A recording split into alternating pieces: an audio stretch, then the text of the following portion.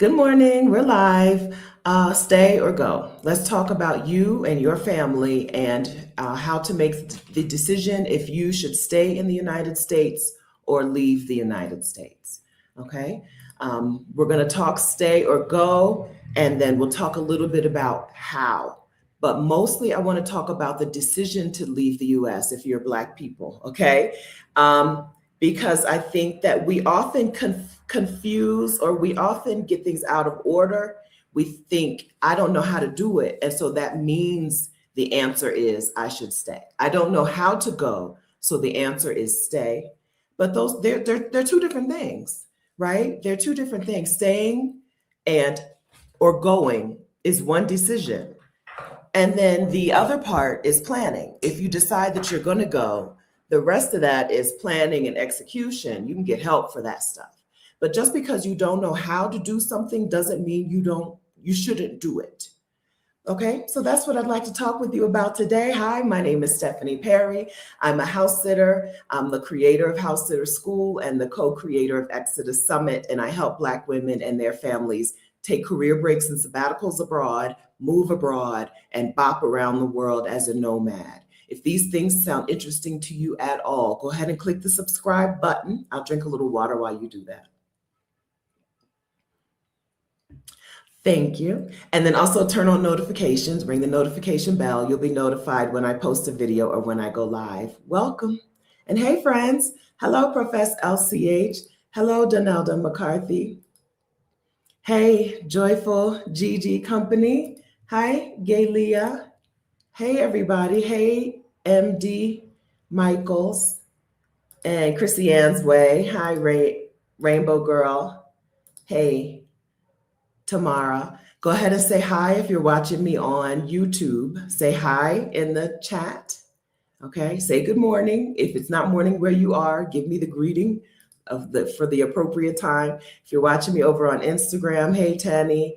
Hey, Amina. Hey, Udetta. Hey, guys. If you want, you can come over to my YouTube channel if you want to see all the activities, see all the action. But good morning. Nice to see you guys. All right. So what I've said already, and thank you very much, friends, for saying good morning. Hey, Lorana. Hey, Amina. Hey, Amma. Hey, Jonetta. Hi, everybody. Hi, everyone. Hi, hi, hi. So I do sincerely think that a lot of us believe that the answer is stay just because we don't know how to go. We're talking about staying in the United States. I do believe that there is a mass exodus of Black people happening in the United States. I think there's another Black migration. I think that when anthropologists and statisticians and whoever, historians, when they look back at Black people, Black American people, this will be a time period that they'll call a Black migration, that Black people have left the United States in large numbers, just like we originally left, not originally, but just like in the early 1900s to mid 1900s, we left the rural South for cities in the South and for the North. I think what we're seeing is Black people and families leaving the United States and kind of dispersing to different parts of the world. And so I think that when you see these things happening, oh shoot, my mic is way over there. Can y'all even hear me? Let me see what's happening here. Sorry about that. My mic was far away. When you see these things happening, it becomes natural for you to want to say, well, should I be thinking about this? Should my family and I be thinking about this? So let's come up with your questions. I would like to come up with today a list that you can look at, like a pros and cons list. I'd like to come up with your pros and cons list. Okay, so much better. I'm sorry. This is what I get. I'm very rarely seated like a minute before it's time to hit the button. And so I always miss something. Today I missed getting the mic on and I missed putting my blush on. Let me put a little bit of blush, dot a little blush on. Oh, that's a little too much. I overdid it. Let's come up with your pros and cons list. If you haven't made a decision yet, maybe you hadn't even thought yet about you and your family leaving the United States. Let's come up with your pros and cons list. If you want, go ahead and get a piece of paper out. Like literally, let's literally come up with your pros and cons. I think when we talk about the people who have already left, most of the people who already left probably did it because just a couple of different reasons, but there are more reasons than the main reasons. Let's start with some reasons. Okay, let's go ahead and start with some reasons. I think that most of the people who've already left would fall under a handful of categories as far as their reasons. Not saying that you only use one reason. We use a variety. Let me just get started.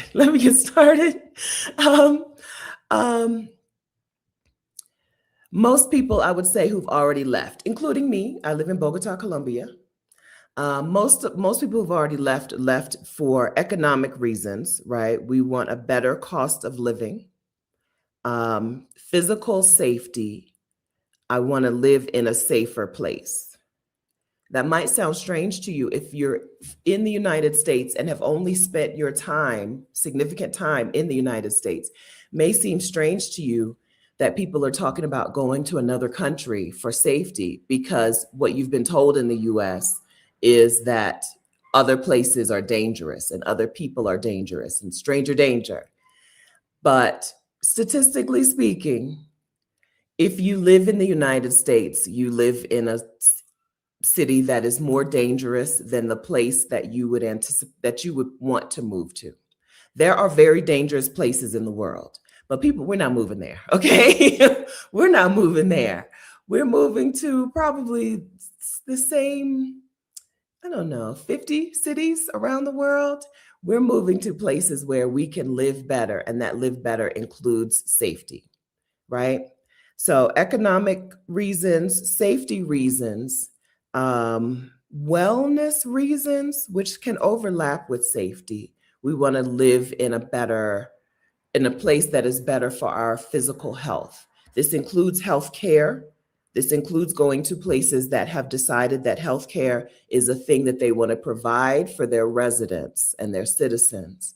And that means that they're going to make it accessible, financially accessible, and just better, right? Better healthcare at a better price, better and less expensive, right?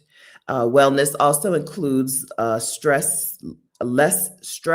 less focus on, or not less focus on, but less stress. We'll leave it at less stress until we'll talk about it a little more in depth. But this overlaps with wanting to work less. So this work less is a legitimate reason to leave the United States, and it overlaps with the economic and cost of living reason to leave, plus the stress less reason to leave, right? And having a better cost of living and being in a place that is less focused on or committed to you being only a worker means that you are going to be able to work less. For most of us, when we move abroad, we're moving abroad to be able to work less, have a better quality of life. So all of this together equals better quality of life. All right? Have a better quality of life for a lower cost of living. These are reasons that most of us have already left, okay?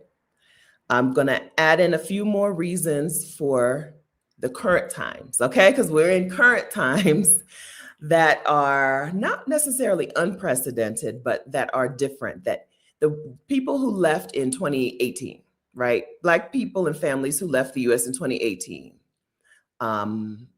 left a different country than Black people who are leaving the country today, right? So if you're leaving today, another reason that you probably are leaving is because you see that this country is a fascist country and you don't want to live or raise your family under fascism, under a system where you have no clear pathway to rights, right? Where your rights can be jerked out from under you at any moment. Fascism is a reason that people today are leaving that maybe wasn't on people's radar when for the people who left 5 or 10 years ago, 10 years ago, okay? Militarism, the US has always been a warmonger, okay? But maybe today we're a little more aware of the impact of that. Today, I think we're a little more aware of the impact of that. And I think including the fact that your own family could be caught up in warmongering. So militarism and warmongering are a reason that people are leaving the United States today that may not have been on their list a few years ago. Okay? When you live in a country that is the aggressor around the world, you have a different amount of culpability, blame. We American people carry an amount of blame that you may want to extricate yourself from. Can you fully anyway, we'll talk about it. And then tax money, okay? This has always been a thing, in particular, that white people have done. Leaving the United States to lower your tax burden to the United States has always been a thing that white people have done, and it's now a thing that we're doing as well. When you don't live in the United States, right, when you spend more than 330, I believe, days out of the United States of America, your tax burden is lowered significantly, which means maybe you feel a little better about yourself and you don't blame yourself for the horrible things that your tax money has been doing around the world, right? Your tax money has been murdering children around the world as long as the United States has been in existence, as long as you've been paying taxes.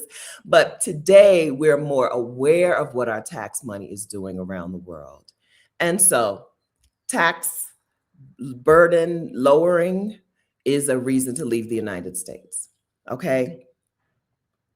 Some of these also fall under the better quality of life, okay? So this full umbrella of why people leave the United States is always for a better quality of life, no matter what the United States tells you, no matter what the US says about its ranking in the world, people always leave for a better quality of life, right?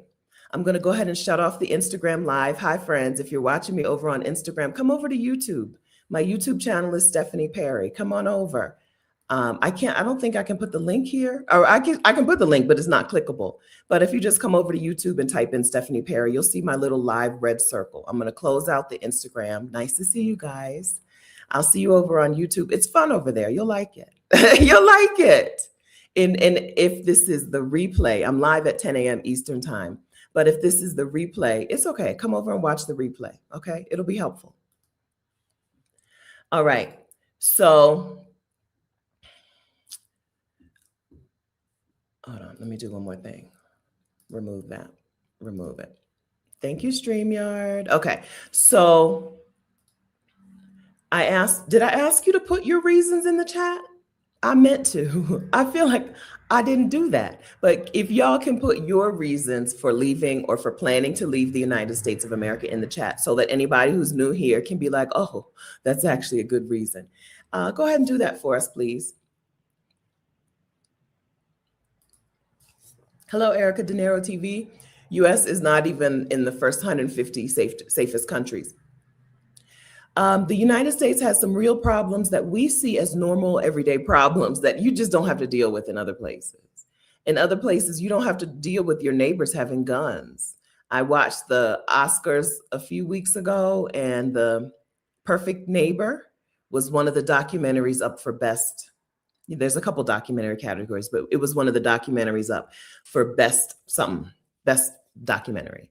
And I was like, I forgot about I had forgotten about that situation where the white woman killed the mom. Well, I done spoiled the documentary, but y'all know. Y'all remember we remember the actual story in the real world.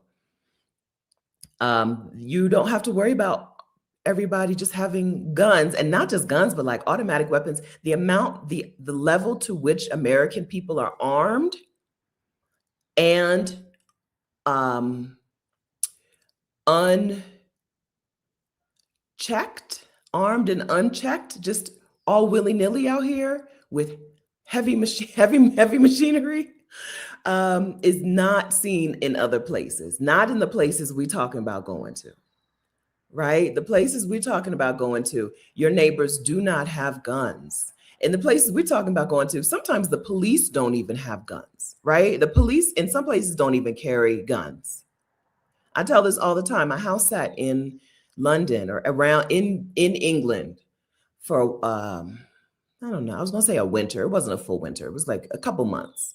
And I watched their version of Cops, and somebody had hit a deer or something, had hit a deer. I believe it was a deer. And they wanted to put the deer out of its misery. The first police who pulled up didn't have a gun. They had to call a specific type of police officer to finish killing the deer, right? There are places where you don't have to contend with everyone being armed. And in the United States, I don't even know if you realize, unless you live in an open carry state, you probably don't even realize how many people have guns, and not just a little handgun, but like automatic weapons and semi-automatic weapons, the ability to do a lot of damage in a little bit of time. That changes who you are as a person, right? You don't get to be the same kind of person when you have to walk around navigating people with a lot of weapons and not a lot of self-control, not a lot of care for each other, right? Who don't value you as a human person. Not only is it the police that we have to be cautious around, but it's just your everyday neighbor, your everyday coworker, right? You don't know what life is like without that, because there's always been that in the United States. But when you go other places, it's not that. It's not the same. When people raise their voices, when I be walking down here, I feel no ways, right? Was that Omarion? I feel no ways. When in the United States, if people start raising their voices, we all know what to do. Get eyes on them, back on out, right? Mind your business, see where they are so you can keep an eye on things. Back away. We all know the protocol, right? And then if people start running, you run. We all know what to do. Here in Bogota, when I hear raised voices, I saw a little mini car accident a few weeks ago. You know what I did? I walked, they were in my path. I still walk towards them people because ain't nothing gonna happen. There's nothing that's going to happen here, right? Somebody maybe might throw a punch. I've never seen a fight here, but there's not going to be a shooting because these people do not have guns. They do not have weapons. They don't. Maybe a pocket knife. I'm not getting within pocket knife distance. They got out of the car. There was yelling. I don't speak enough Spanish, and I definitely don't speak that kind of Spanish to be able to understand what was happening, right? I mean, to understand the words that were being said, but I know what's happening. Somebody hit somebody else's car. They get out of the car. There's yelling. I walk right towards them, right? They're in my way. I'm walking right to, I came probably within 5 feet of them people. I would never do that in the United States. There were some kids or teen youths, some young people not far. They came out of the OXXO, out of the little convenience store looking. That does not happen in the United States. We don't do that, right? Safety, okay? So safety. Safety is not just a matter of like, there's a less threat that I'll be shot. It's also a matter of people will treat me with decency. So this is kind of like in the anti-Blackness category. Anti-Blackness is worldwide because white supremacy had a hell of a reach, right? White people went all over the world and ruined the world. which means that there is anti-Black sentiment wherever you go, but it doesn't affect my daily life like it did in the United States. And I think that most people who move abroad would say the same thing. If you go to some of the places on our list, there's some places where I would say don't go, right? Don't move to Morocco. Go to Morocco and visit. It's beautiful, right? And the food is good, right? It's right, but you don't want to live in Morocco if you're a Black woman. I don't think. Rashida will talk about her trip in Italy. Rashida's been in Italy for weeks now. There's some places that we just don't go, but the places on our list, the top, I said 50 cities, right? The top 30 of those 50 cities, you might experience anti-Blackness, but it's not going to impact your day to day, every day, like it will in the United States, right? I cut my hand in the US and I was like, I'm not going to a hospital. I'm not going to a doctor. I'm not going to the, whatchamacallit, to get any care in a hospital, because I don't get care in the United States that is care, right? I don't get health care in the US that is care. I do not have an experience of walking into a healthcare facility in the United States and feeling like I got the same treatment that I would have gotten if I was a white woman, right? But around the world, absolutely. Sometimes even better, because my dermatologist here hugs me, and I saw her and she had a patient leave when I came. That patient's name was also Stephanie. She didn't hug the white Stephanie, the Colombian Stephanie. She was white Colombian. She didn't hug the white Stephanie. She hugged me, right? So healthcare is another form of safety that we get to access when we're in other parts of the world. Diary of a Curious Woman. I had major surgery in Thailand and was an incredible experience. Good. I hope you're doing well. Hi. Hope you're doing well. And I'm glad to hear it. And that's what I hear over and over again. It's surprising. It's really surprising when you experience, I don't know, like actual care and healthcare. And that's what's around the world, except for, in the United States. Ah, and Farida Mariam, hi. I'm pet sitting in Mexico. Feel so light and happy. Wonderful. Another one. I hope you already said you feel good. So I'm glad you feel good. I hope it continues to be a wonderful experience. And I hope you have more, many, many, many, many more. Okay. Can we talk about the steps? Yes, let me save this question and we'll get to that in just a few minutes. Okay. All right, but let's talk more about, so some things are so embedded in the United States system that the United States doesn't exist without it, right? The United States doesn't exist without the foundation of slavery. And so there's always going to be the expectation that we do more for less. There's always going to be the expectation that we are less deserving and less human. There's no United States of America without that foundation. And there's no United States of America without those things. That's always going to be until the United States crumbles, which is kind of happening. Okay, it's kind of happening. Let's add one more reason to our move abroad. We don't want to experience the crumble.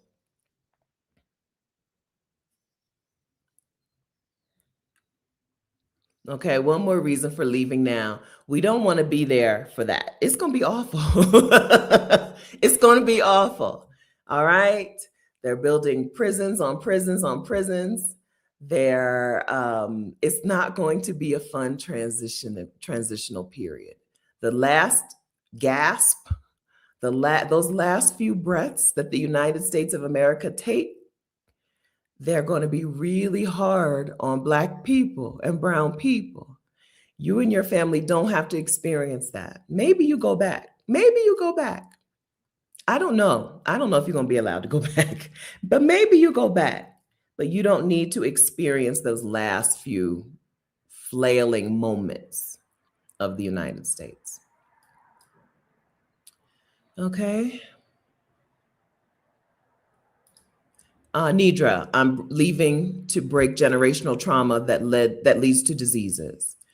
So somebody asked me in my comments just this week if Thailand was good for Black people. And I'm like, This is a sign that I've not made enough standalone Thailand or standalone Southeast Asia videos. I talk about Thailand all the time, but I need a video with the title Thailand. Go there, right?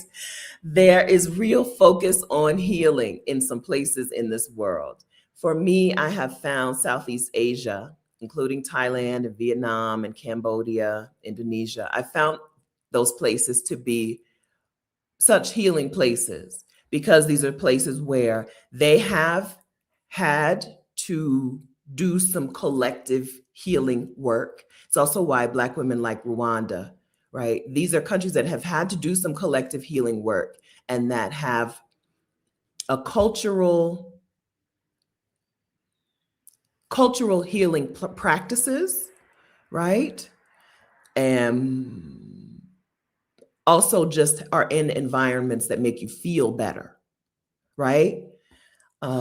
We went to Vietnam, more than 80 of us, almost 100 Black women went to Vietnam February of 2025 together, the ExodUS Summit community. And we got to see what that looks like. It looks like body work, getting massages and whatever.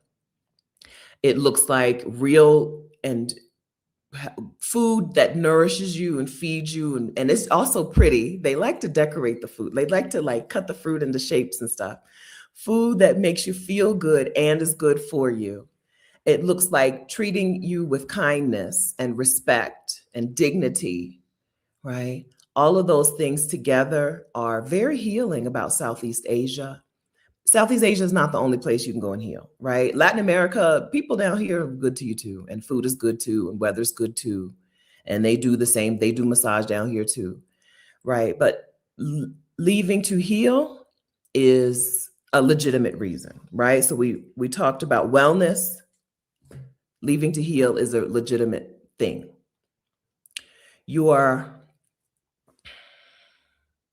We're in a time when we know a lot of terms and words, but we don't necessarily put them into practice. So we understand the idea of generational trauma, and we know what enslavement did to generations of our families. And we can name things and label things, but sometimes we just stop there and just say, okay, it is what it is, right?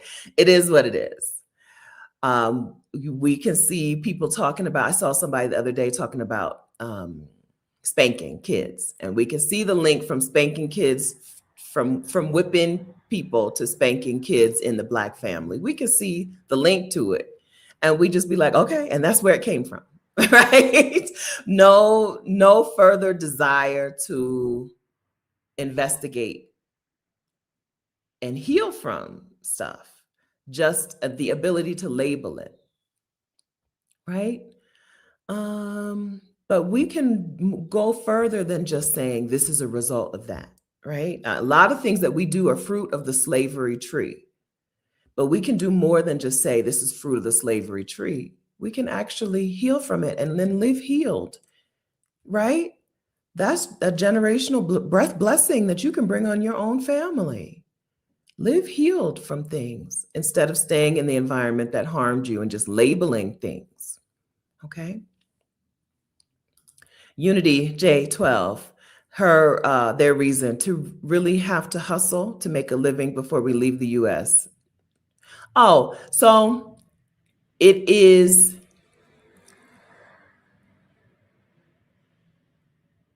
sometimes, okay, so a thing that you need to know if you don't know is that money in my mind is not a real thing. Okay, money's not real. The money I have in my bank account, money is not real until you spend it. Even then, it's not real because what costs $1 today can cost $2 tomorrow. Look at the gas prices. How is that real? Anyway, so I'm trying to say this in a way that somebody who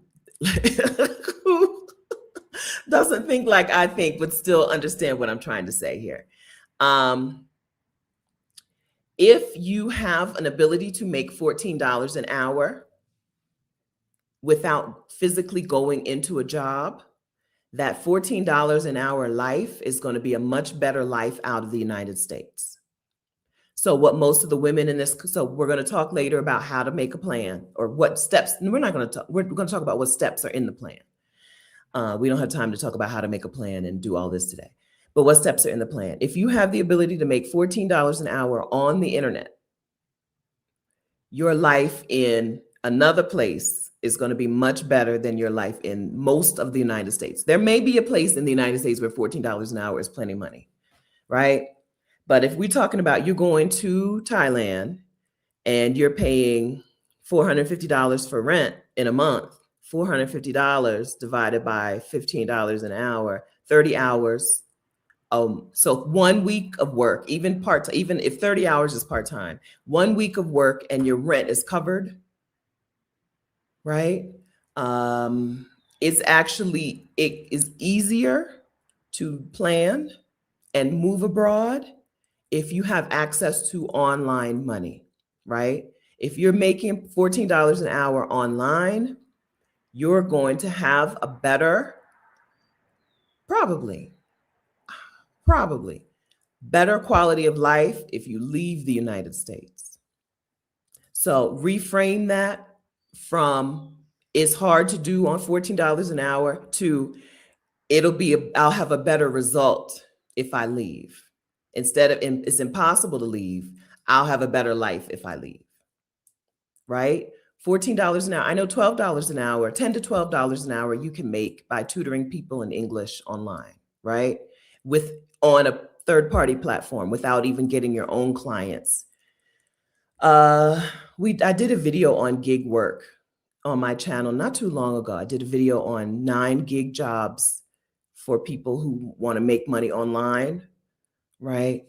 That instead of thinking of it as a barrier, right? Think of it as the reason to leave. Having a better quality of life on $14 an hour is a reason to go instead of a barrier to going. Okay. I made $22 an hour when I started this, right? I was not a 6-figure earner, okay? I made $22 an hour when I decided that I was leaving the United States.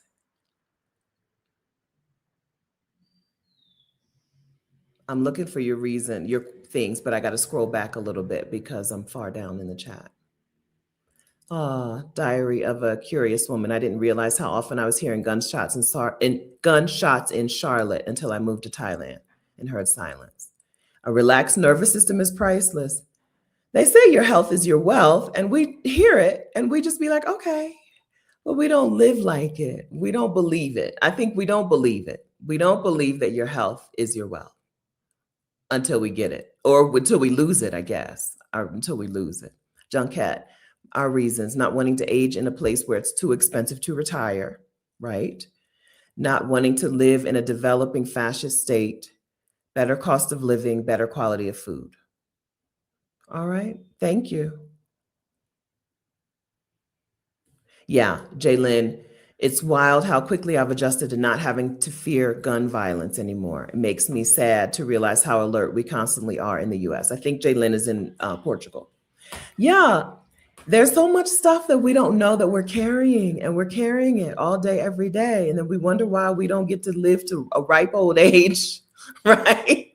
We wonder why, because we're carrying so much of this stuff that we're not meant to carry, right? We live in fight or flight mode, and we're not supposed to. You're supposed to cycle in and out of fight or flight mode when there's a danger. We're not supposed to constantly live in the danger. Pure pandemonium. I want to feel safe to live a life and have more choices. I also want to build a social life without having barriers like finances and having to drive everywhere and better healthcare. The no car thing is big. For most people, I think it seems really strange for your life's dream to live a life where you don't need a car, right? But my life's dream has been to live a life where I don't need a car. And look at me living my dreams in Bogota with no car. This week, I've had to go to the grocery store or go somewhere every day, which is not normal. I don't normally leave the house like this. But this week, I've left every day, no car. And I didn't even Uber this week. Sometimes I Uber. We have had rain.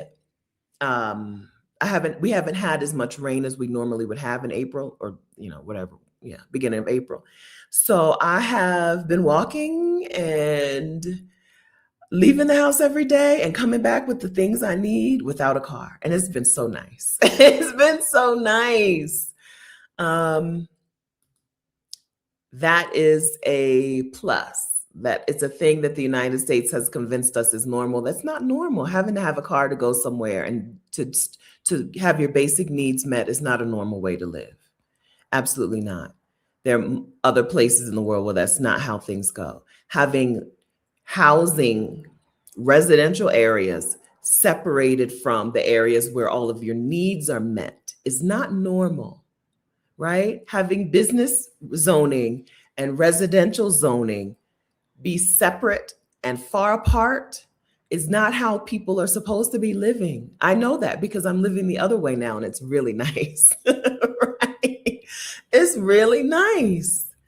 But we've been convinced that those things are normal.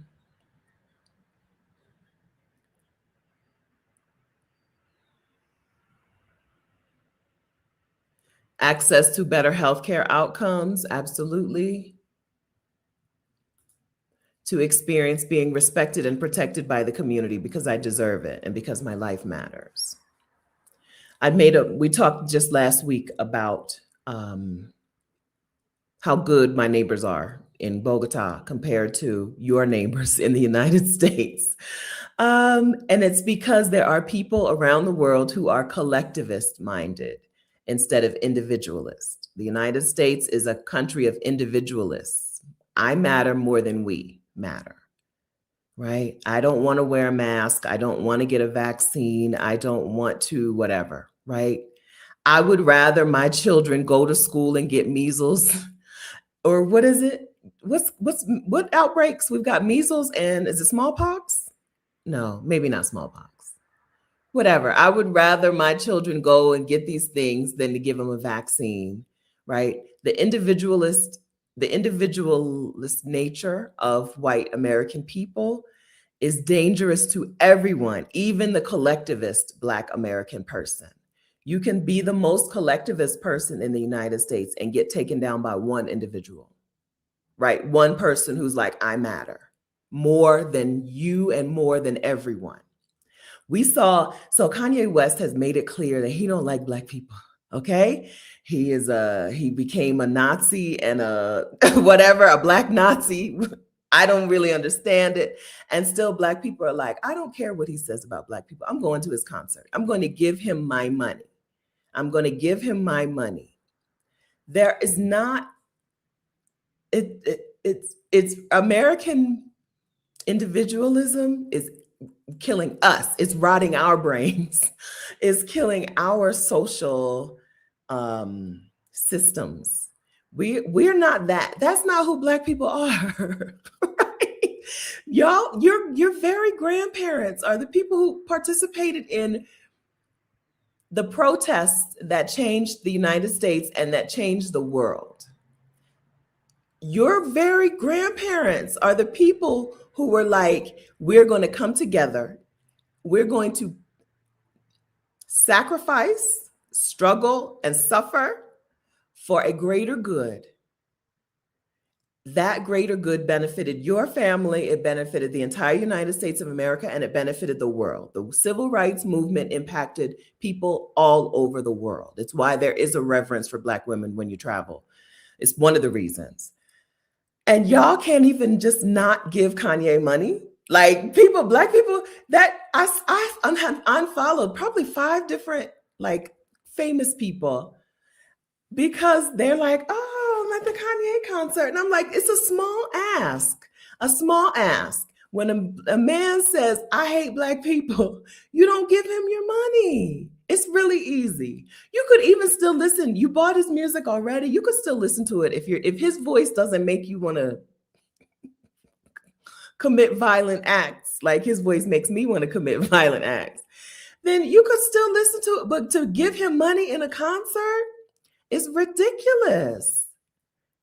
It's a sign that we need to get away from these white people because we're becoming them. That's not who we are. We are collectivist people. We are people who are able to do for us, even if it is going to hurt, even if I individually am going to have to pay the consequences, right? That Montgomery bus boycott, man, people were on foot, people were paying for taxis, people were carpooling in the wintertime for months, and you can't not go to Kanye. You can't not shop at Target. Like, this is America. This is white individualism rubbing off on us, because we are a collectivist people. We wouldn't have survived in this country if we were not a collectivist people. You can't praise Harriet Tubman and the Underground Railroad and then go to a Kanye West concert. They're rubbing off on you. We got to get out of here. We got to get out of, I'm out. We got to get out of there. Y'all got to get out of there. Because what in the world? What are you thinking? There is a like a contagion. We have something that white people want. Their jealousy and envy of us is real. Instead of us holding on to that community, connection, soul, art, instead of us holding on to it, we just throw it away just to be like them. Whiteness is so intoxicating. I don't get it. I know white people. I don't get the appeal. I don't get the appeal of wanting to move closer to them when what they really want is to be closer to us. What they are very jealous and they hate what we have. And instead of us saying, oh, this might be valuable, we throw it all away to be more like them. I don't get it. I don't know what white people you would have to know to want to be like them. Like, show me some examples. What white people would you have to know for you to be like, oh yeah, I'll give up this. I'll give up what Black people have and what Black people have done. I'll give up this community and this connection. I'll give it up. What white people do you know? I feel the same way. So this is an easier comparison, right? When Black women, especially Black women my age, I'm 51 and 3/4. When Black women my age, if I were to go on Instagram right now and post a picture of me on a date with a man, the numbers, it would do numbers, right? People would be so excited. And I'm like, what are you so excited about? You've met men, right? What men do you know? What men do you know that makes you so excited to see somebody meet a man? Because are we living in different realities here? They're not all that. Are they all that? Same thing with white people. What white people do you know that would make you give up Blackness as best you can, right? To be with them. Black men a generation or two ago decided that they were going to give up, or that they were going to try to breed their way to whiteness. But like, what white people did they know that made them think, oh, this is where I want to be? Show me. This is a real question. This is not a hypothetical. I need you to show me. Show me what you see, right? I feel a little bit petty, so let's get into this. I saw a video of, what award show was it? Some award show. Taylor Swift is in the audience with Travis Kelce, and somebody is singing that song about Where's My Husband? And she's like doing her white girl Taylor Swift dance. And I'm like, how? What is the appeal of a basic white woman? What is the appeal? I don't understand it for Black men. I don't mean Travis Kelce, because he's a white man. But I just mean, like, she is the basicest of white women. And so she's my example. What is the appeal? she's a professional performer and she can't dance, right? Like what is the appeal? But I know there are Black men who would give up everything for her, for her and for her type, right? For that type of woman. I'm like, what? This is a real question. I need somebody to explain it to me, right? I don't get it. We know, listen, they don't bathe. They don't cook well. They don't raise their kids to be good people. Like, what is the appeal of whiteness that you'll give everything up for her?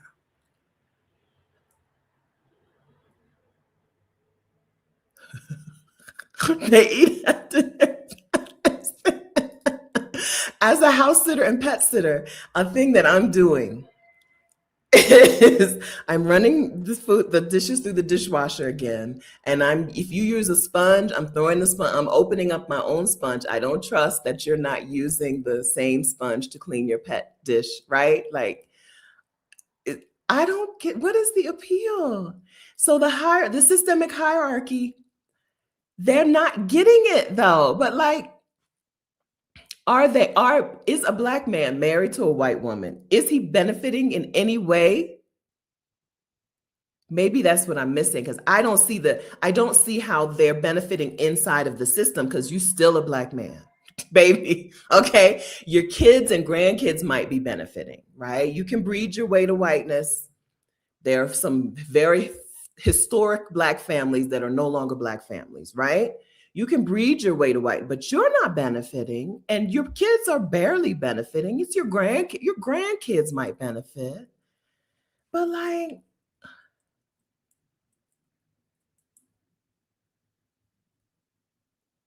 I don't know. That's some thoughts that I've been thinking. But y'all asked me for real information about moving abroad. Well, that's what I'll be thinking. What are you getting? And I don't think it's about the grandkids and I don't think they're with white women for the third and fourth generational benefits. Right? Even I'm not willing to sacrifice seasoned food and having a partner who does not bathe for fourth generation whiteness. Right? I'm not willing. Maybe that's a me thing. Maybe that's my selfishness. Right? Can you imagine? Can you imagine? But what are they getting the money? They're not. What Black men are getting money from being with white women or getting any actual This is a legitimate question. And then we're going to get back on the topic. What are you at? Show me. What are they actually getting? This is a real question.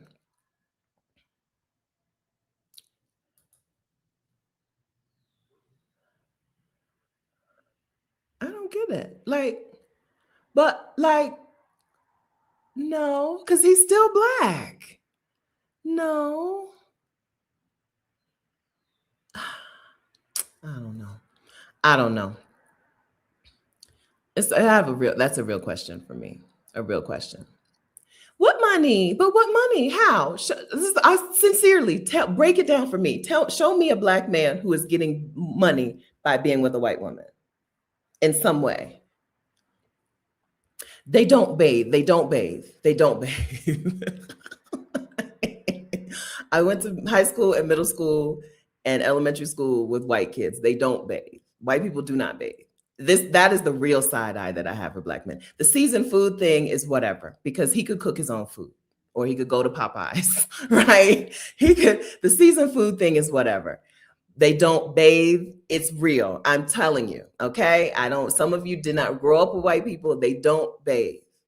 Okay. And I don't know how can you handle that? How can y'all deal with that? I don't know. How can you deal with it? I don't know how y'all can deal with that. It's true. It's true. Okay. All right. Some of y'all lived in Black places and went to Black schools and Black churches. I went to Black churches, but I went to white schools and white, they don't bathe. And I don't know how y'all can handle that. I don't know. That is what I'm thinking. When I see a Black man with a white woman, it's not about it's seriously, dude, I don't know how you can do that. Coming from a Black family where y'all bathed every day, how can you handle this white woman who does not bathe? I don't get it. I don't get it. Okay. Ecobella says they use their credit cards to get the money, use their good credit scores to get the money.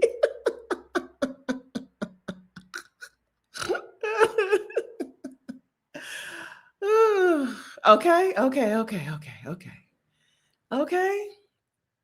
The idea is the idea of the power, the idea of proximity. I'm asking about, like, seriously, I have a serious question. Okay. Are you talking about my hair color? How do you keep your color so nice? Are you talking about my hair color? Girl, I'll show you. I don't.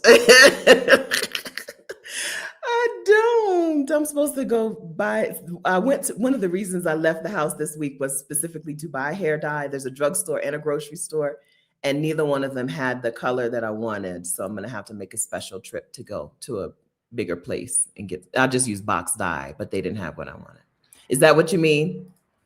I don't. Okay.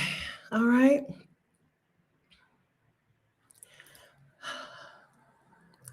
Cape Free Media. Clarence Thomas made it to the Supreme Court. Lots of them get that proximity and more crumbs. So if Clarence Thomas wasn't married to a white woman, but he still had the same ideology, you don't think he would have still been pushed by white people to power? What power? That may be a legitimate example. One, we may have a legitimate example. Okay. I have seen Black women explaining to white women how to bathe. I'm telling y'all, this is not anecdotal, okay? I guess that is anecdotal. I was in the Army as well, right? I have seen firsthand Black women explaining to white women how to be clean, how to bathe, and how to do your laundry. Grown up women, right? Well, you only have to be 17 to go in the Army, but right? But seriously, right? He went the opposite way. There's more examples of losing than winning. I don't know. I need somebody to tell me. Seriously. I'm so serious. I'm very serious about this, but we're going to get back on the topic. There's no logic. It's just delusion. Okay, I guess that's what white supremacy is, because it is. Okay, Jaylyn, the dancing therapist. Jaylyn is a therapist, and she dances. And so, okay, I guess looking for it to make sense is a waste of my time, and our time, of this valuable and precious time, waste of our time. Okay.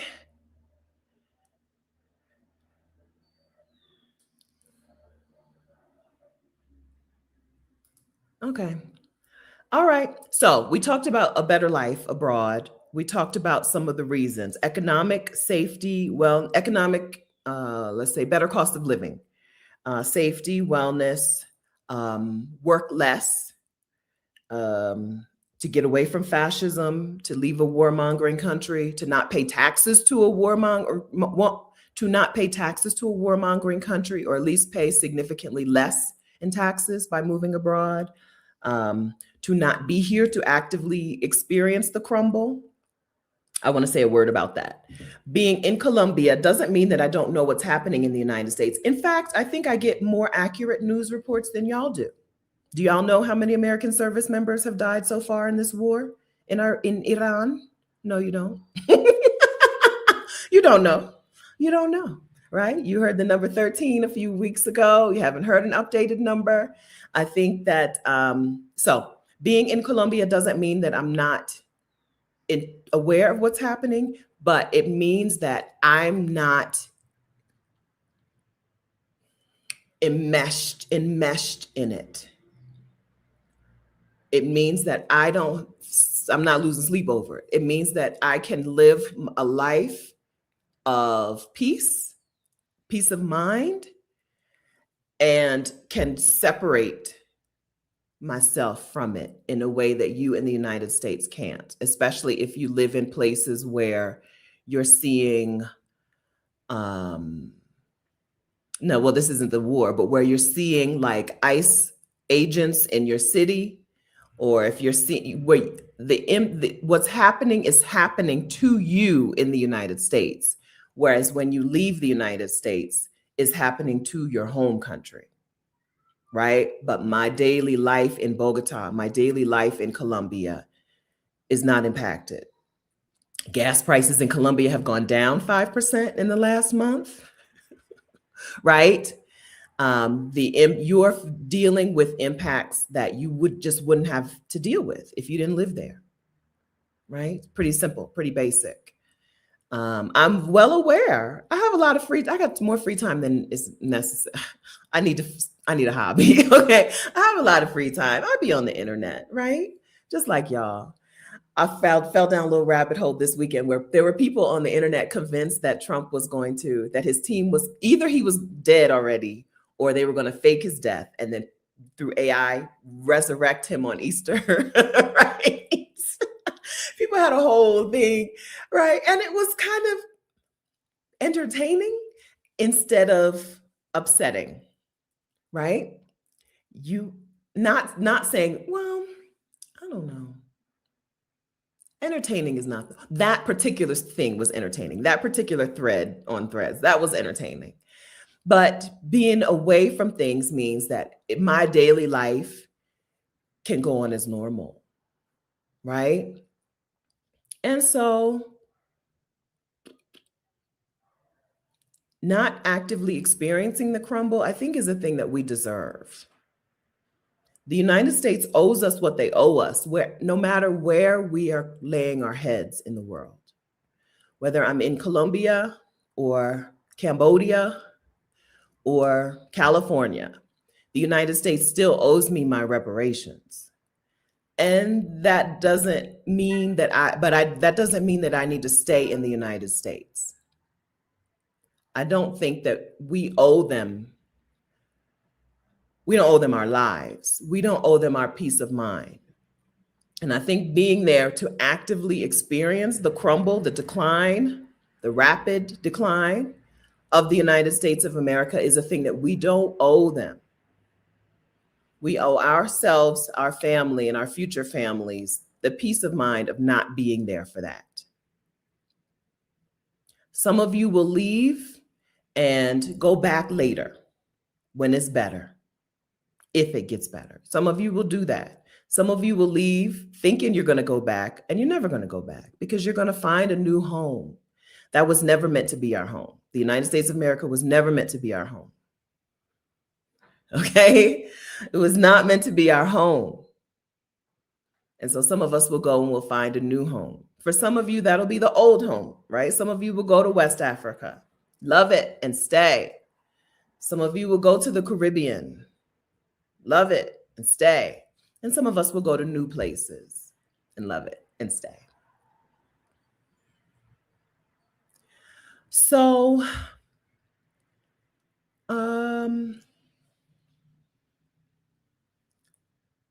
I think, and Adelia's done some money videos lately on her channel. She's Picky Girl Travels the World. She's done some money videos lately. I think that also financially, the dollar,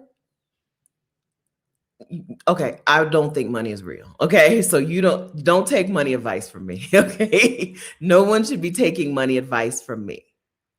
Okay, but I'm gonna tell you what I think because it's my YouTube channel.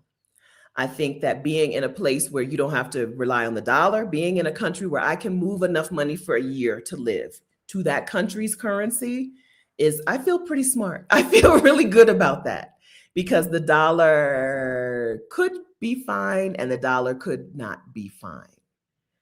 And so knowing that I have at least a year or so of money in Colombian pesos makes me feel better, right? I feel good about that. I don't know how the Colombian peso, it's not tied to the dollar in any way, as far as I know. There are some countries where their currency is tied to the dollar or is the dollar. Colombia is not that. Colombia is autonomous. She's on her own. And I feel more at peace about that particular thing.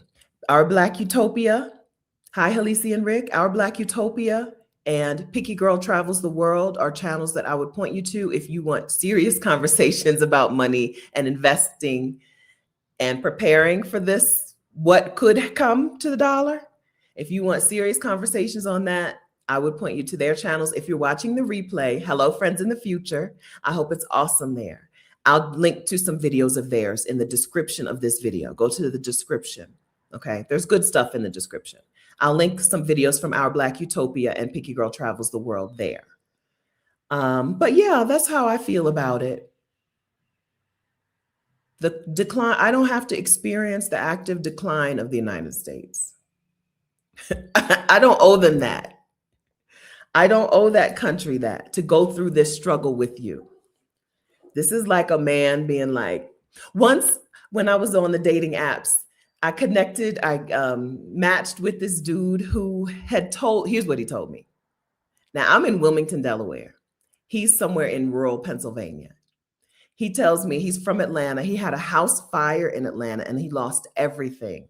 In the meantime, he got a job in rural Pennsylvania. And he wants me to come to Pennsylvania so we can go out. And I'm like, buddy, you're not in a position to date. Right? What are you thinking? You're not in a position to date. You ain't got no money. You ain't got no clothes. You just got the clothes on your back and you on a dating app. You're not in a position to court me.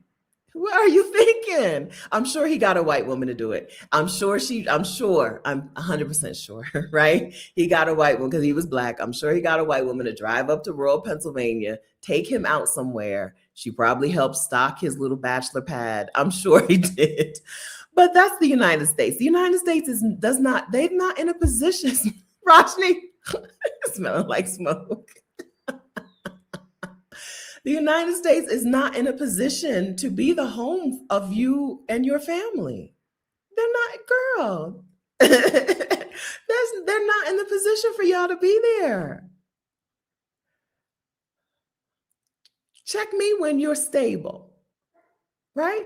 Holler at me when you're stable. When there's some stability, maybe we'll come back. Okay? Maybe you lose me forever. Or maybe I'll come back. Maybe I'll spin the block. But the United States of America is not currently in a position to be your place. Every now and then when I think about getting back on dating apps, I'll be like, oh, I didn't really have a good experience. And that was more than 10 years ago, when men weren't as bad as they are today. So, I don't know. They sure will. Hey, Chanel, they sure will. Chanel said they could be in a hospital terminally ill and be on it. Yes, they will, because they want somebody to take care of them. They want their mom. Not me. Okay, so we talked about the why. So I said make a pros and cons list, and then I just gave you all pros. Why leave? I gave you all the pros of leaving. I don't have any cons. I'm so sorry. I'm so sorry. I don't have any cons. What does the United States do well? Let's put some cons on the list. Comfortable bedding. Sheets and towels and linens in the United States are the most comfortable things you're going to find around the world. So that's a reason to stay. Okay, let's put that on your reason to stay. It's also a reason to just pack a lot of bedding and move to Colombia, which is what I did. Uh, so years ago, when's the last time I moved into a house? 2006, I guess. I moved into my house in Wilmington, and my mom was like, get a king size bed. And I was like, no, I'll get a queen size bed. I don't want to pay extra for these sheets. Now I'm up here with a king size bed. And not only is everything more expensive, but also making the bed sucks. I hate making this king size bed. I got to get me a housekeeper. I'm breaking fingernails trying to make the bed. Making a king size bed is for the birds. Comfortable bedding. What else does the United States do best? National parks. I think the United States national park system is beautiful. It's phenomenal. So those are reasons to stay. Now, you can just buy bedding and take it with you. You can visit the national parks when you visit, or you can just see other people's national parks. There's beauty everywhere. Canada's got beautiful national parks too. Central temperature control, central air, central heat. Not common in a lot of places. Okay, there you go. We've given you 3 reasons to stay in the United States.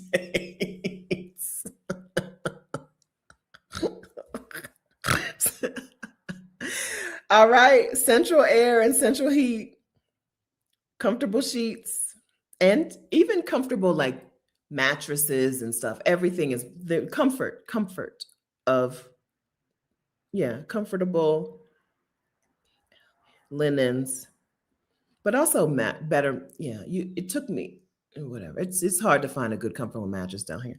And what was the other one? National parks. Okay, there you go. All right. Those are the reasons to stay. If it's worth it to stay in the United States for central air, do it. Okay. Here in Bogota, they don't even have duct work, right? I don't know how many apartments I viewed before I rented this one. There's not even duct. Oh, Americans with Disabilities Act. This is a real one. This is a real reason. The ADA. Let me go back to that. Let me put a pin in that. They don't even do duct work, but Bogota, the average high is like 67 degrees all year round, right? There's no heat or air here. Most of the apartments I saw had a fireplace and an active working wood burning fireplace, but it's not a thing that they do. I think when I talked to Akeem in Cali, Colombia, he said also, no, you rarely find air conditioning. And in Cali, I think they're in the 70s and 80s and still no air conditioning. So you can install, you don't need ductwork. You can just install those. You can install your own air. I think he was the one who said he installed his own air. Was it him? Installed his own air in his apartment, right? That's it. Americans with Disabilities Act. Thank you. This is a real thing. The Americans with Disabilities Act is one of the things the United States got right. Talking about how the civil rights movement informed other movements, or how these movements worked together, right? The civil rights movement informed how the movement for rights for people with disabilities operated, right? Yes. Okay. So you go other places and there's no standard for making things accessible to people with disabilities. That's real. Even here in Colombia, even here in Bogota, which is the capital city, it's a modern city. Sometimes I'll be like, if I was in a wheelchair or if I used a scooter, I don't know how I would get in this building. I don't know how I would come here. Now, sometimes the answer is just people will pick you up. Okay. Sometimes the answer here, if you have a physical disability, the answer is they're collectivists. They're going to pick you up and carry you into this building is the answer. But the American with Disabilities Act, I think, is the thing that the United States got right. Okay, but then Pam says, but listen, don't count on it for the future. Okay, being defunded and it's crumbling too. So there's that. There's that. But that is a noticeable thing that you see when you go other places. You're like, oh, they don't have federal standards here. That is a real thing that you see. Mm-hmm. Roshni's son uses a wheelchair. Yeah. It's hard as Hades here, but being from the Virgin Islands, very aware what that would be like, especially when her dad was in a wheelchair and how that went. Yes, this is real. Okay, so that's a real con. We're talking pros and cons of leaving. So that's a real con of leaving. Okay. Wait, I meant to click on this. Hi, Key. Any countries that have good disability? Let's see. I'm sure there's a list. Who would we go to for the list? So Eve is Disabled Diva Travels on Instagram. She's disabled.diva.travels. She probably has resources in her bio. Let's check out her bio. And then she pointed us a long time ago to a different community, but I can't remember what the community was called. For travelers, it was more travelers than moving abroad, but same questions.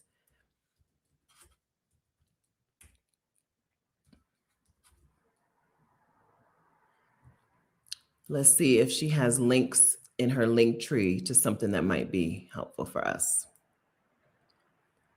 Bum, bum, bum.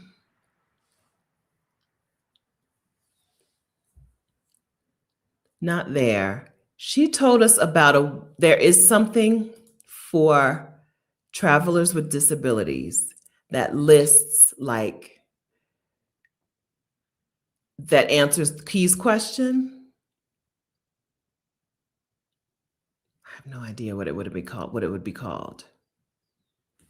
Roshni's saying spintheglobe.net.directory. Let's see.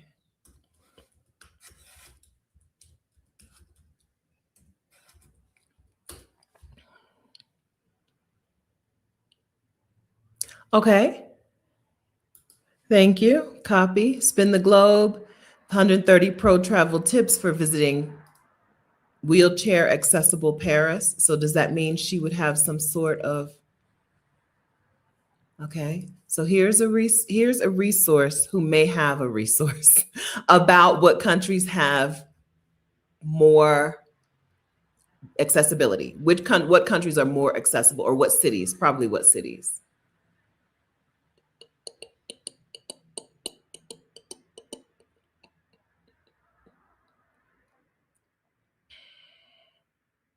Best cruises, how to ride a Greyhound, best cruise ships,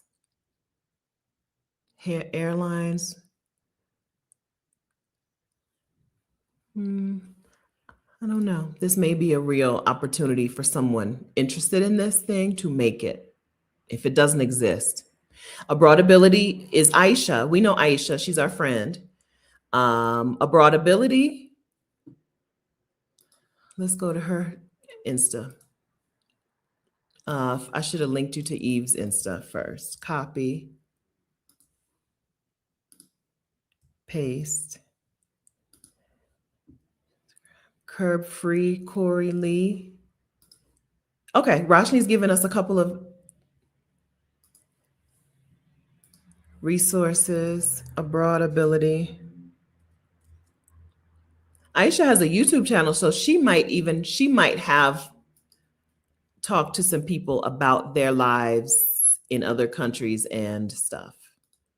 So let me link to her YouTube channel and then see. Videos. Let's go with most popular.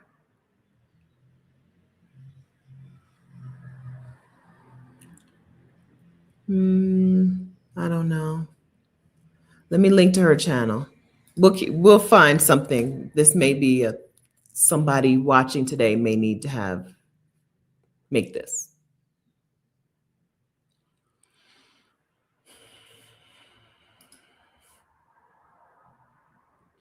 So you would think that Europe would be more accessible because, I don't know, you just would think they would be, but Europe is old, right?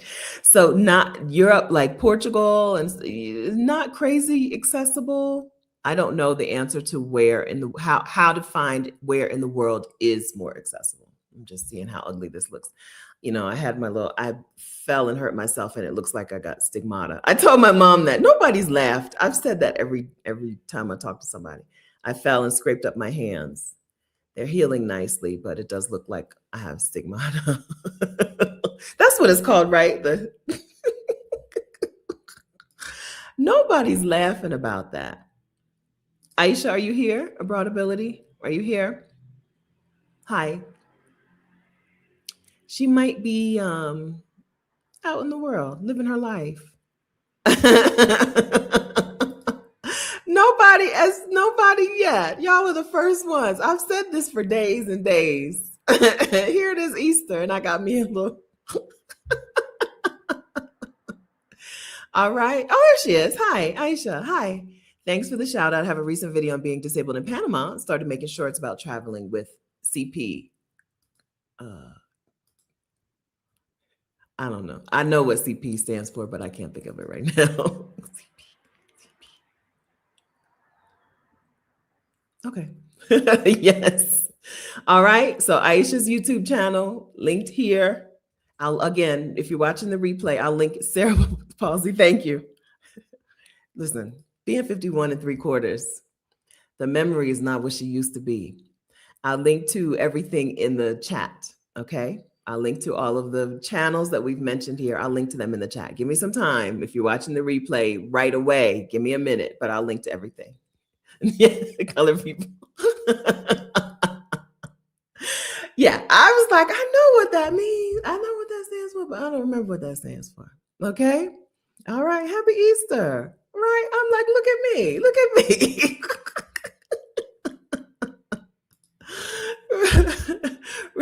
Rashida was traveling in Italy with her family from Canada. And the boy got on the Zoom call. Rashida and I had our meeting, and the boy got on the Zoom call, and I was like, I don't speak Canadian, but I hope you can understand me. But teenagers, he couldn't let me know how funny that joke was. He just had to look at me like, I'm like, that is funny.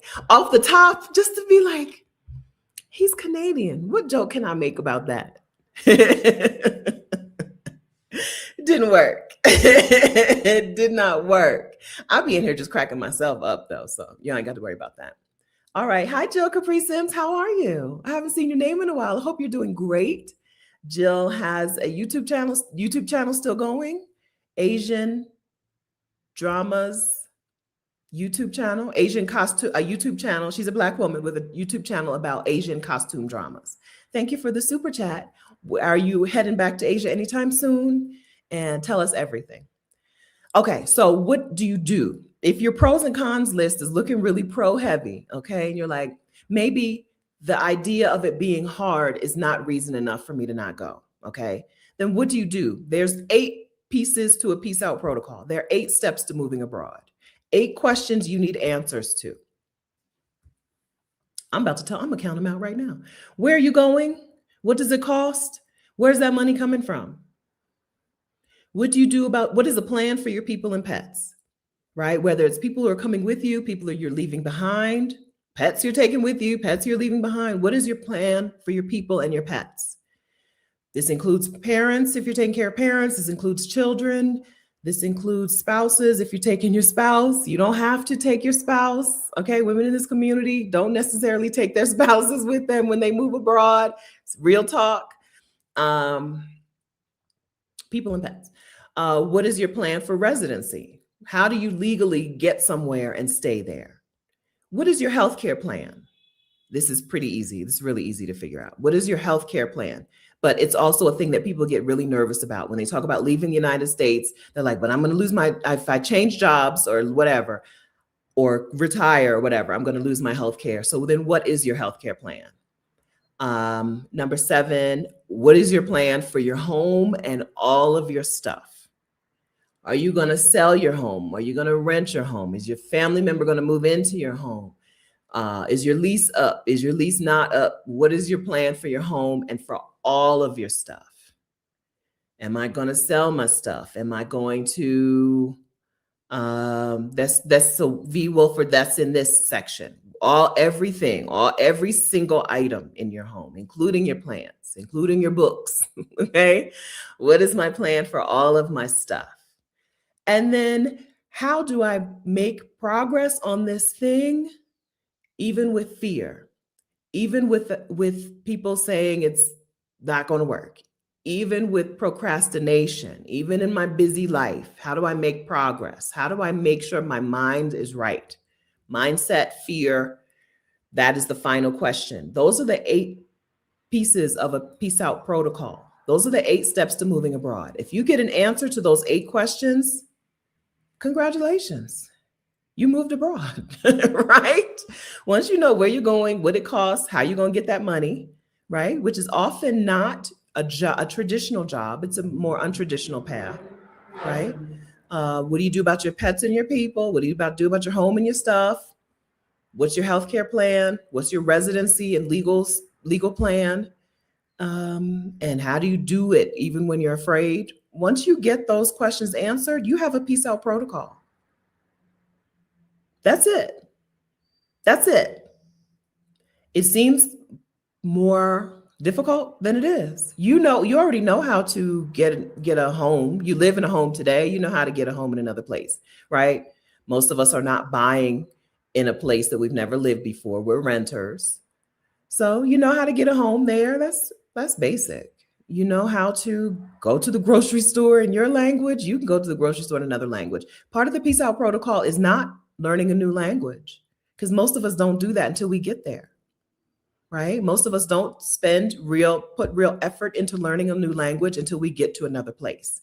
So how do I learn a language, or do I pick a place where I speak the language? That's not part of the peace out protocol. We don't do that. I hope that frees you. I hope that frees you. Okay. If you want some support in putting together your peace out protocol, right? If you want coaching, if you want community, if you want accountability partners in getting your peace out protocol together, you're invited to, and you're a Black woman, you're invited to join us inside of the Exodus ASAP membership. ExodusASAP.com is where you go and join us. We do coaching. We is me and Rashida Dow, the co-founders of Exodus Summit and Exodus ASAP. We do coaching. Our team does accountability groups. Amina and Rhonda get you together so that you make progress. This is a monthly membership. It's right now, this is April of 2026. The price is $247 for 1 month, right? Which means this is priced for you to come in, learn and do the work, and then leave. Okay. This is not set it and forget it pricing. This is not priced like Netflix. Exodus ASAP is designed for you to come in and make progress and leave. In our first year of having this membership, 54 Black women got residency in another country. Okay. If you're tired of watching these videos and still not making progress, okay, you're tired of coming here every Saturday. I'm so glad you come here on Saturdays. Thank you for that. But if you're tired of watching other people and celebrating other people, and you're ready to make a plan for you and for your family, please join us in the Exodus ASAP membership. Okay. Meeting. Wait. What's happening? Aisha, what's happening? Is there a meetup, or am I misinterpreting meeting? Okay, wait, we'll be patient. I'll be patient. I'll be patient. Okay. Oh, speaking of meetup, I have DM'd inside of the Exodus Summit community, which is not the Exodus ASAP membership. We have a community. We left Facebook, but we have a $1 community, not $1 a month, just $1 period, $1 one time.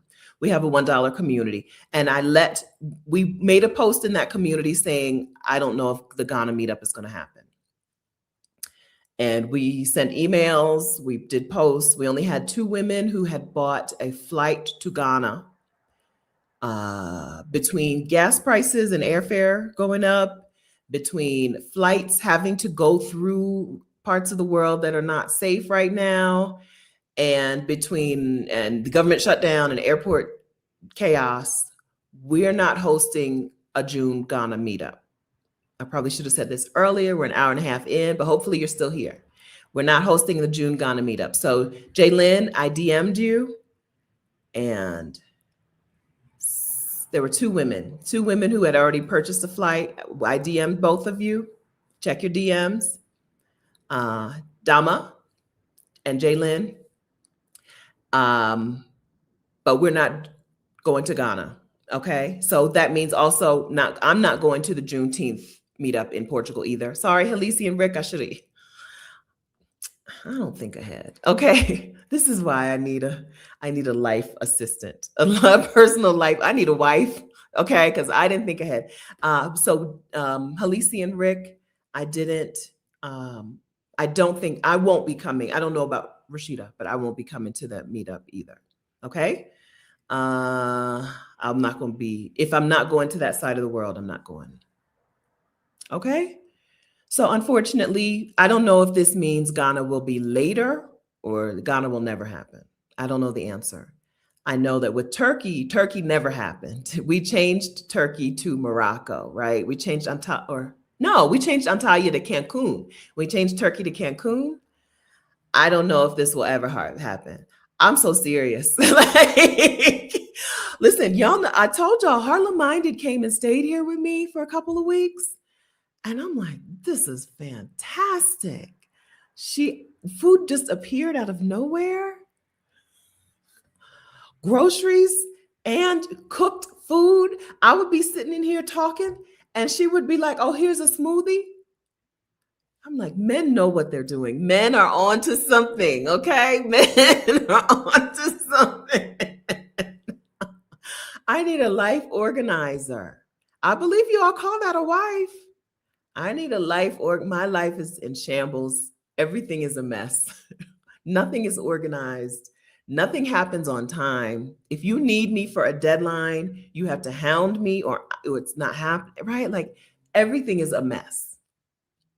And it's just me in the house.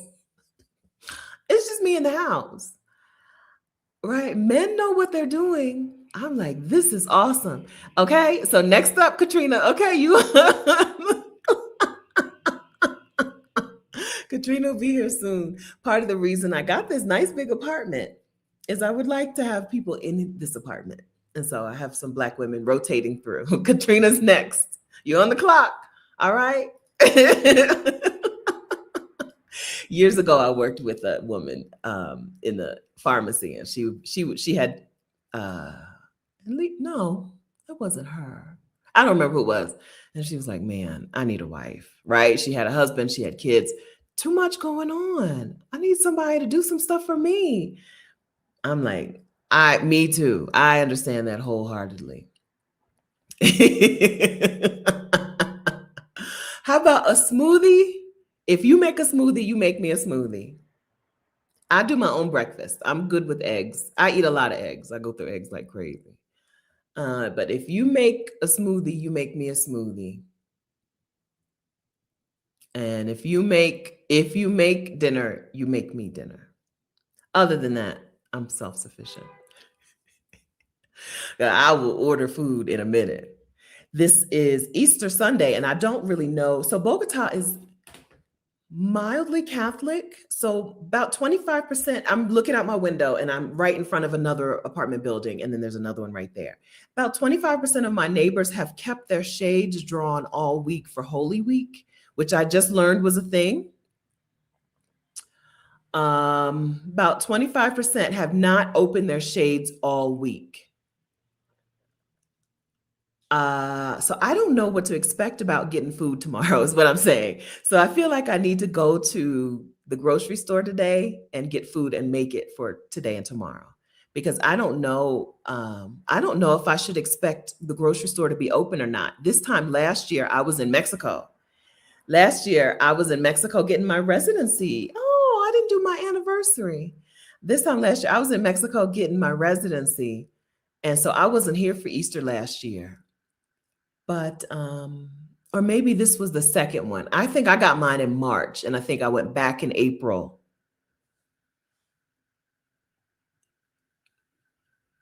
Or maybe I was at Adalia's.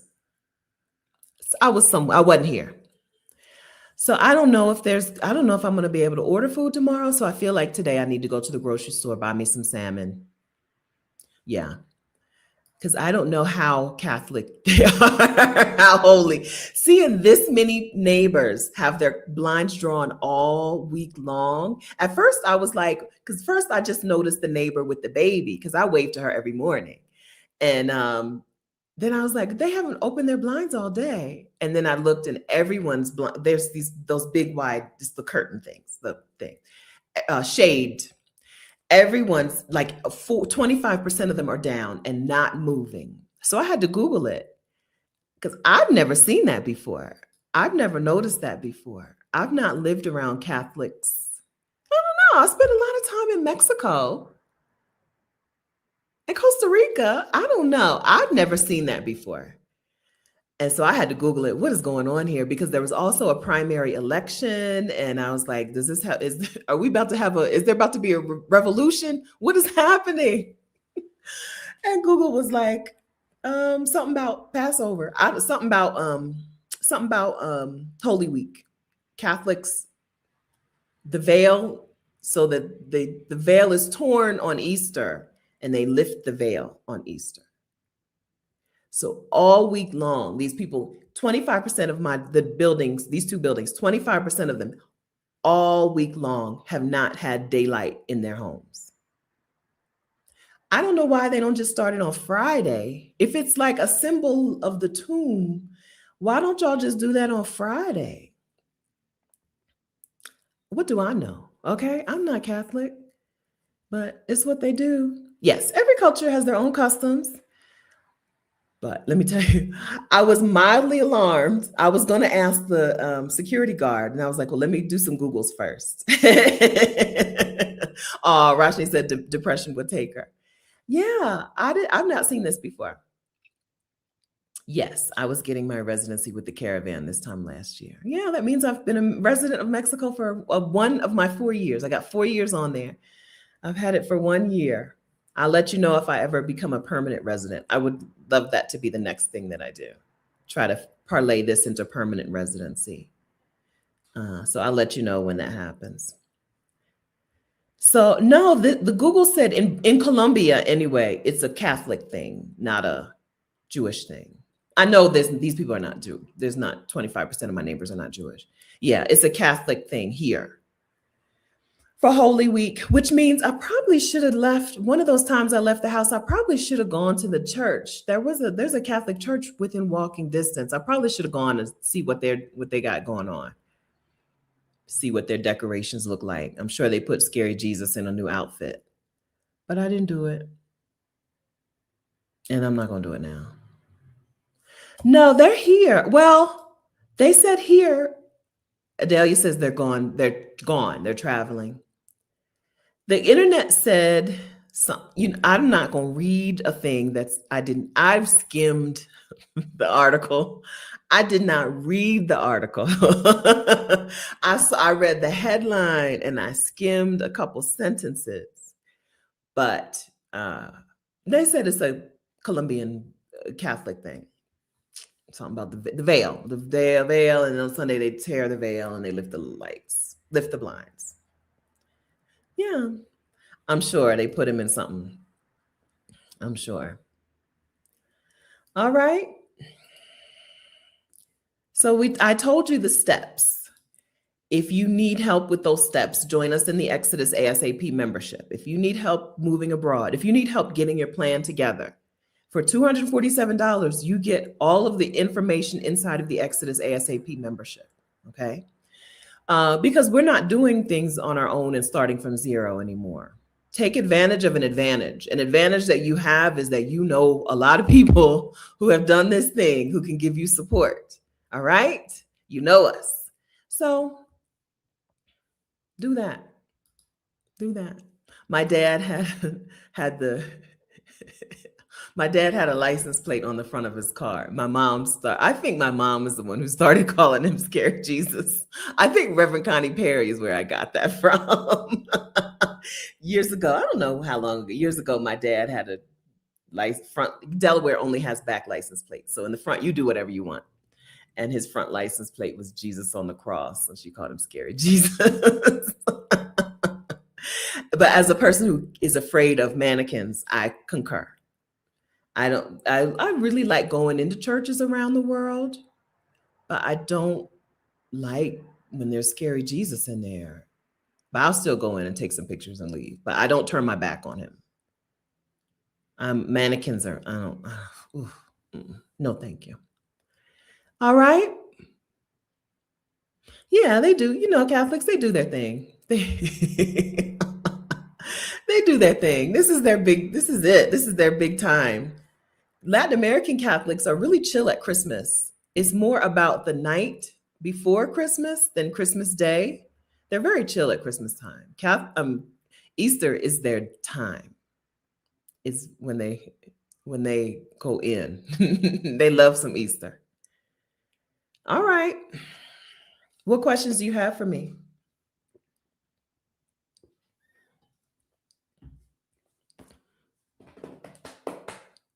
Ask me some questions. I'll answer some questions. I understand Black people saying they want to stay in the United States and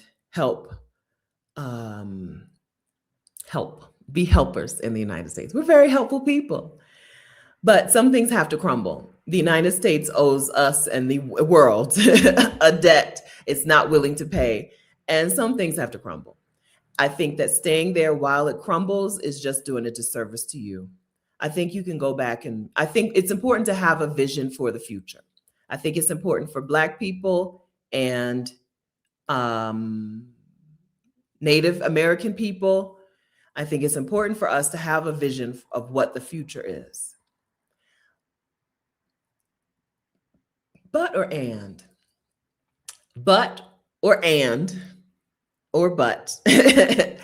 that doesn't mean that we have to stay and be martyrs to get there. I don't think you have to be a martyr to be a person who guides people to a future. I think that leaving for your sake, for your family's sake, for safety's sake, for peace of mind's sake, leaving is valid. And maybe you'll return and maybe you won't. Sometimes the things that are important, that are like A1 top tier priorities for you today, are only those priorities because you don't know that you're allowed to not prioritize that thing. And once Black people leave, they learn that, oh, I don't really have to be loyal to, I don't have to have an allegiance to that country. I don't owe them anything, okay? I don't owe them anything. Right, Sid Noble, imagine Jews staying in Germany to help. No, thank you. Y'all did what you did. I'm up out. Now, we don't want to repeat what Jewish people did do was go and colonize a place and then repeat what they had learned in Germany inside of to the Palestinians. We have been dispersing in such a manner that I think we're not at risk of doing that. We're not at risk of going and colonizing a place. Although we could do it. Liberia exists, right? Black people did try at one time. Liberia exists because Black people were like, let's go colonize a place. We know how to colonize. Americans taught us, let's go do that somewhere else. Instead, we disperse. We pick some places, we go to those places, and we get in community instead of colonizing, right? We get in community with people instead of colonizing a place. Let's see how many different places I could rattle off. I said 50 cities, but I'm not going to name 50 cities. I'm going to name maybe 10 countries. Let's see if I can list off the 10 most popular countries. Inside of those countries, there are individual cities. Okay, so we're going with Mexico, Panama, Portugal, Colombia, Ecuador, Barbados,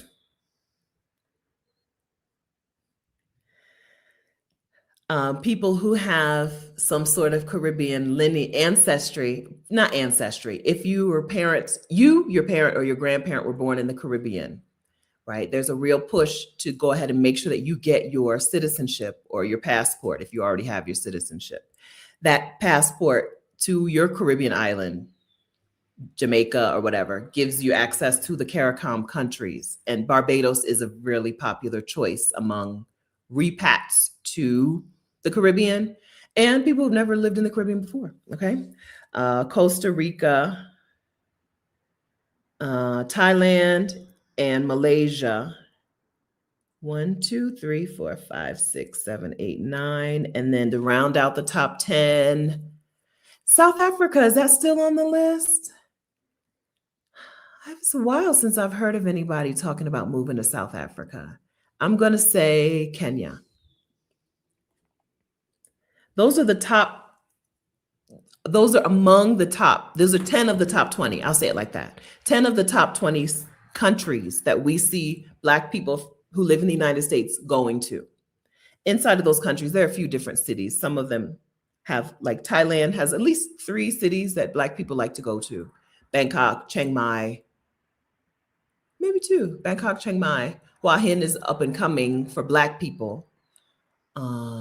Maybe let's go Bangkok, Chiang Mai, and the islands down there. We'll just lump all the islands in the South together. The list is just right here. There's no list. The list is right here. If you go into the Exodus Summit community, exodussummit.com/community, which is for Black women only, in the sidebar, you'll see this listed out. And you'll see women inside of those spaces communicating. Some of the women are already there and some of the women are moving there. exodussummit.com/community is where you can see this. It's not like an official list, but where you can see the sidebar that shows you where we have moved to or are moving to. Vietnam doesn't have a real residency. So a lot of the people who live in Vietnam are tourists in Vietnam who just go back over and over and over again.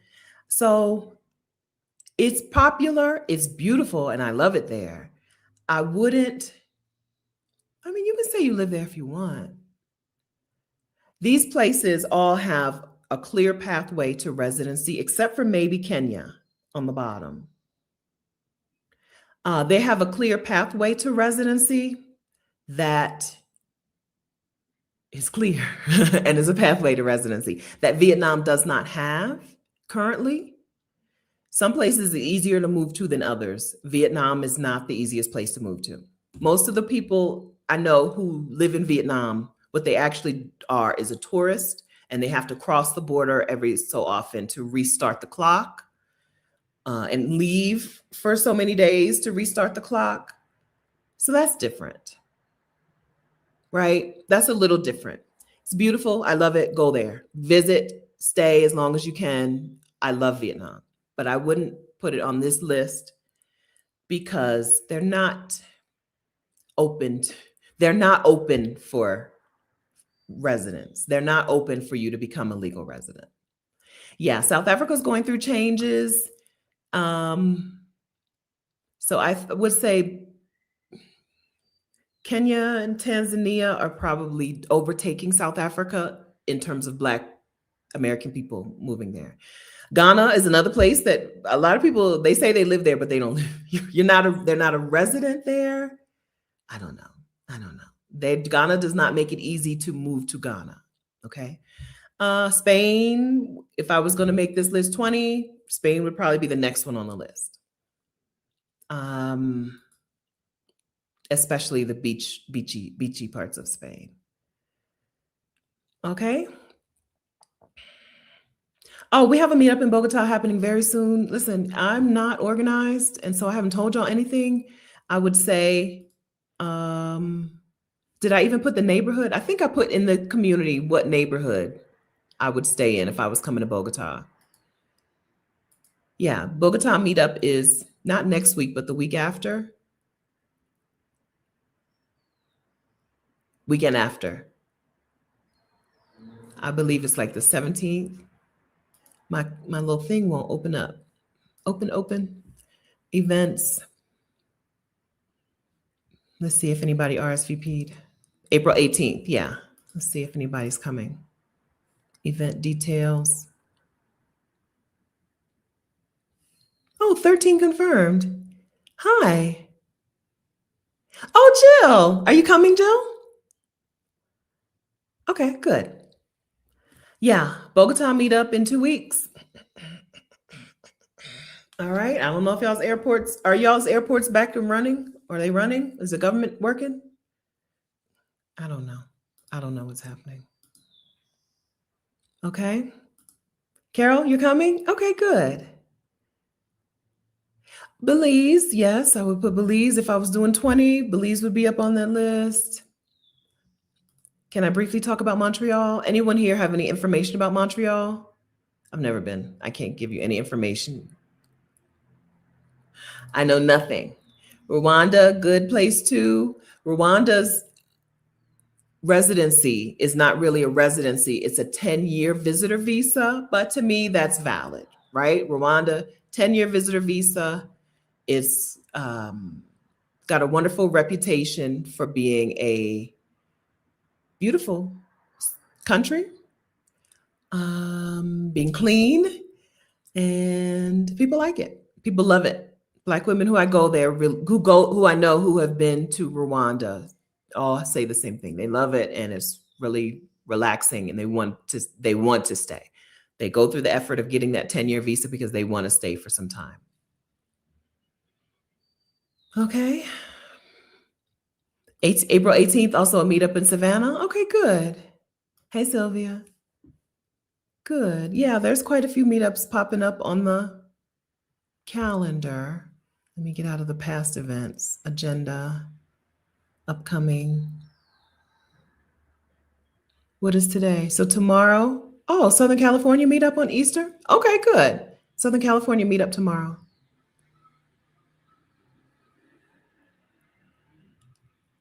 Delaware on the 25th of April, New York City on the 11th of April. Okay, good things happening. Yeah, still airports. So, but does that mean that they are paying TSA agents? Okay, but many had already quit. Yeah. 2 shutdowns in, the other one was like November or December, right? 2 shutdowns in less than 6 months. That'll do it. That'll do it.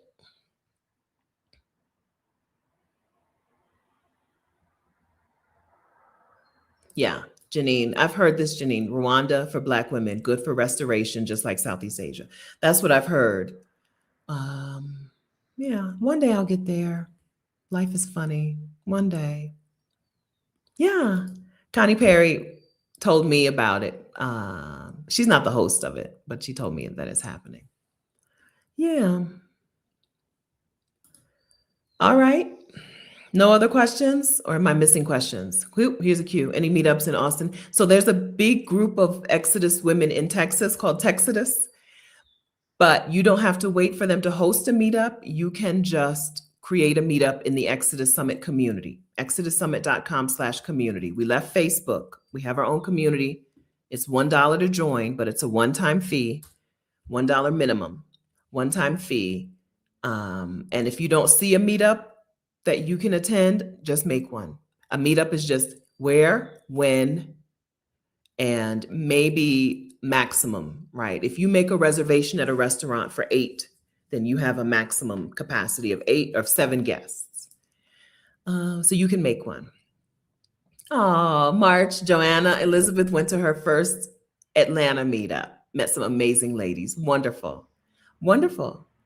Stay in touch and keep going, right? Meetups with Black women at Exodus Summit is about meeting with Black women who are into this. Sometimes in our, I was gonna say real lives, this is real life, but sometimes in our personal lives, we don't know people who are into this kind of thing, who are thinking about, do I leave the country? Who are thinking about, how do I work less and live more? And so you start to think that you're wrong. You're the weirdo for thinking like this. And this is why you go to meetups, to meet other women who are thinking like this, so that you're not alone, so that you can connect with people like you. They're amazing. We've canceled. Hi, Cynthia. We've canceled the Ghana meetup.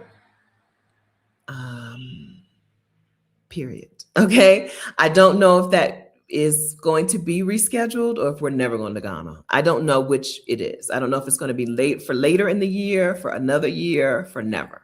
I don't have any more answers except that we're not going to Ghana in June. We sent out a lot of communiques.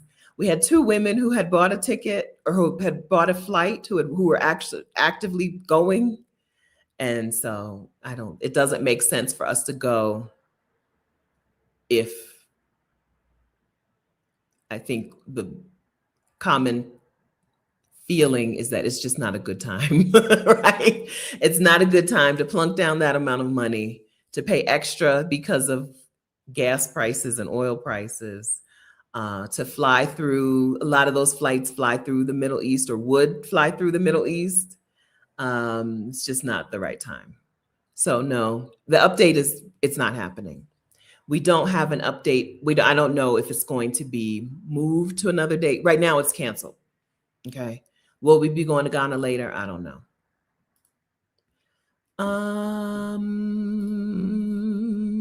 Did I put that in there? Let me edit that right now. Location. It's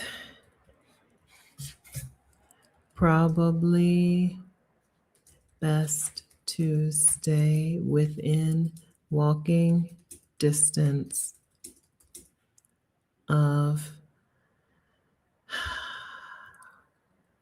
either Parque 93 or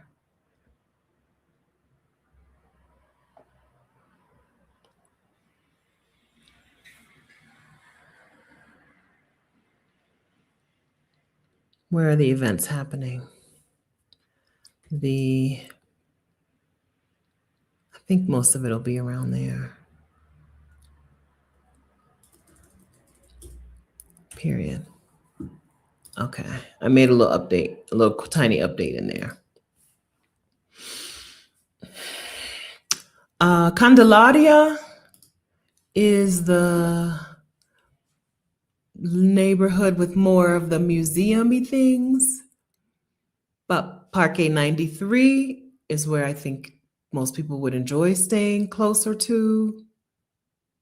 Let's say anywhere between Candelaria and Parque 93, any of that space in between.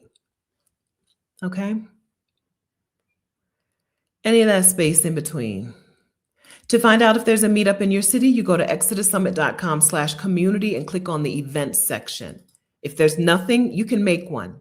Anybody in the community, if you're a Black woman, anybody in the community can make an event. An event is just meet me here at this time. It can be a park to go walking. It can be a restaurant. We did update the rules to no ticketed events. I had been saying earlier, if it's a festival or whatever, it counts as a meetup, but we've updated to no ticketed events. Makes it easier for you to not create I don't know. Somebody could create a women's empowerment conference and call it a meetup. And then y'all got to pay $50 to sit there and be talked to for 2 hours. That's not a meetup. So no ticket events. So for the Art Bogota, we'll meet up at a restaurant or something, or plural, a restaurant or restaurants plural. But if you go to Art Bogota, if you go to the art festival, that's on you. We'll probably still do it. I'm gonna do it. I'm excited for it. All right.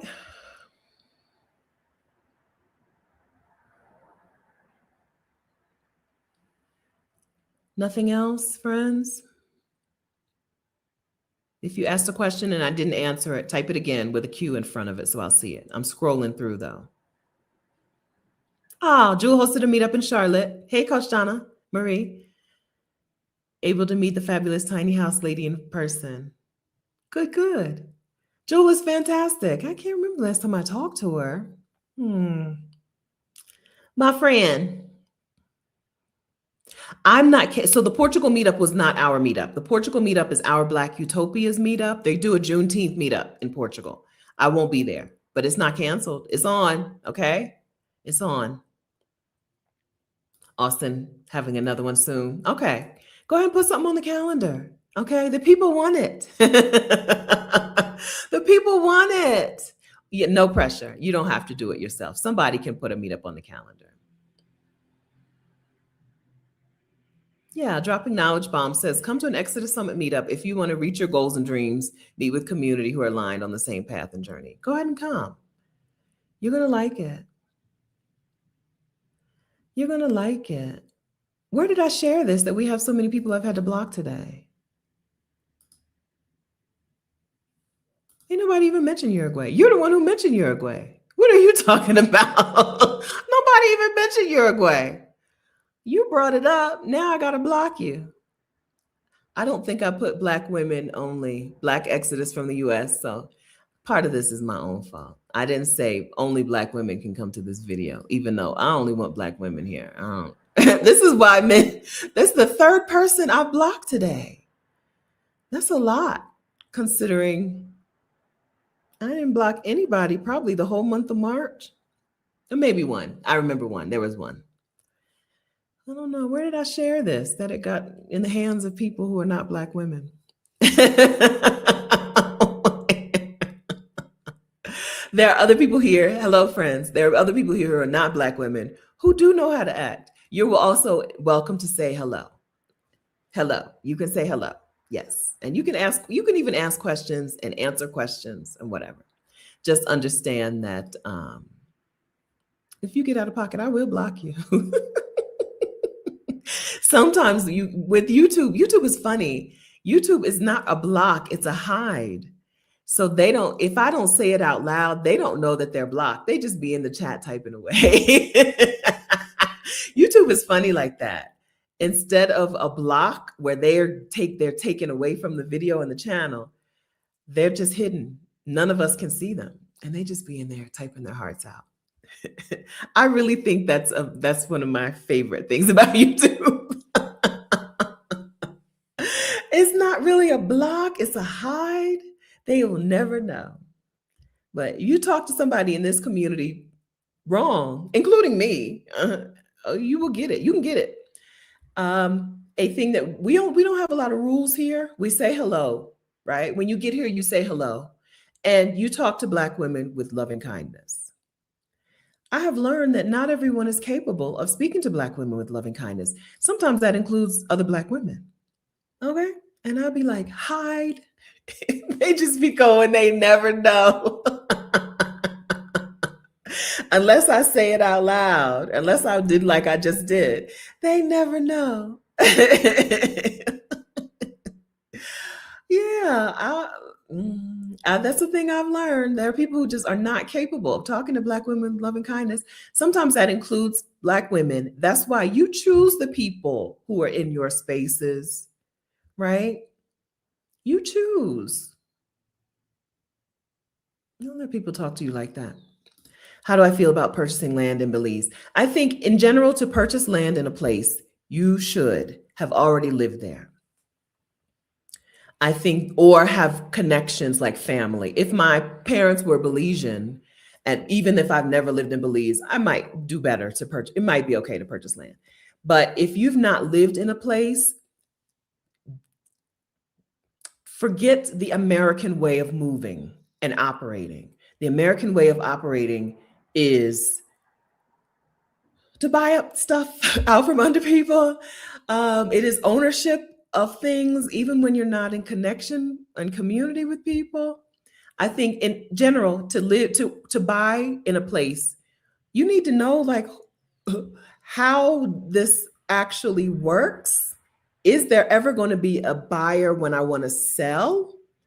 Buying and selling property is a very American and Canadian thing. You don't really see that in other places. You don't see buyers So when buying and selling for profit, I mean, very American and Canadian. In a lot of the world, you can buy a property, you will never be able to sell it. There's no one to buy it from you, right? That's how things work in a lot of the world. They don't buy and sell for profit. They buy property as a way to park money. They have this money, they want to park it somewhere. If you don't have enough money to park it somewhere, you're probably not the person who should be buying in that place.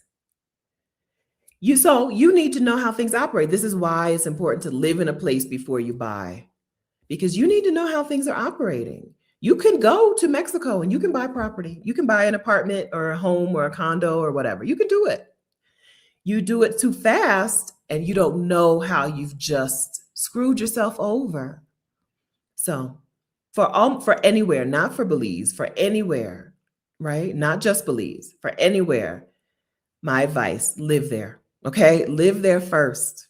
If you buy in a place you've never lived, you're inviting yourself to get suckered. You look like a mark. You're inviting yourself to get suckered. If you don't know how these things work yet, that's why. Things don't operate around the world the way they operate in the United States. The United States is a very particular place. Other places don't operate like that. So anyway,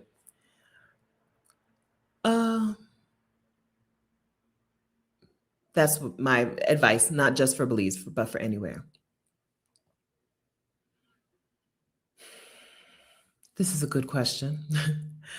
Who are the Black women creating ethical investment options? Rashida and I tried to find someone for ExodUS Summit 2025, More Move Abroad Money. Friend, we couldn't find it. We couldn't find it. There are too many scummy capitalist pig coaches and investors out there. We couldn't find, if you're talking about real estate investment, we couldn't find her. We could not find one person. All we wanted was one person to talk about ethical real estate investing. I think, does that mean that real estate investment is inherently unethical? No. I think that we've just learned from the worst people and we've propagated their scummy capitalist pig way of doing it. Sibby, I don't know. I don't know the answer. I don't know, because we couldn't find anybody who was teaching us how to do it, right? So as a business owner, I subscribe to or follow some people who teach ethical business practices, right? How do you cut your employees in on the profits? How do you, right? Whatever. There, I understand the idea of ethical corporate responsibility. I don't understand ethical in real estate investment because nobody talks about it in a way that seems ethical, in a way that's not going to lead to a continued worsening of housing crises around the world. I don't know.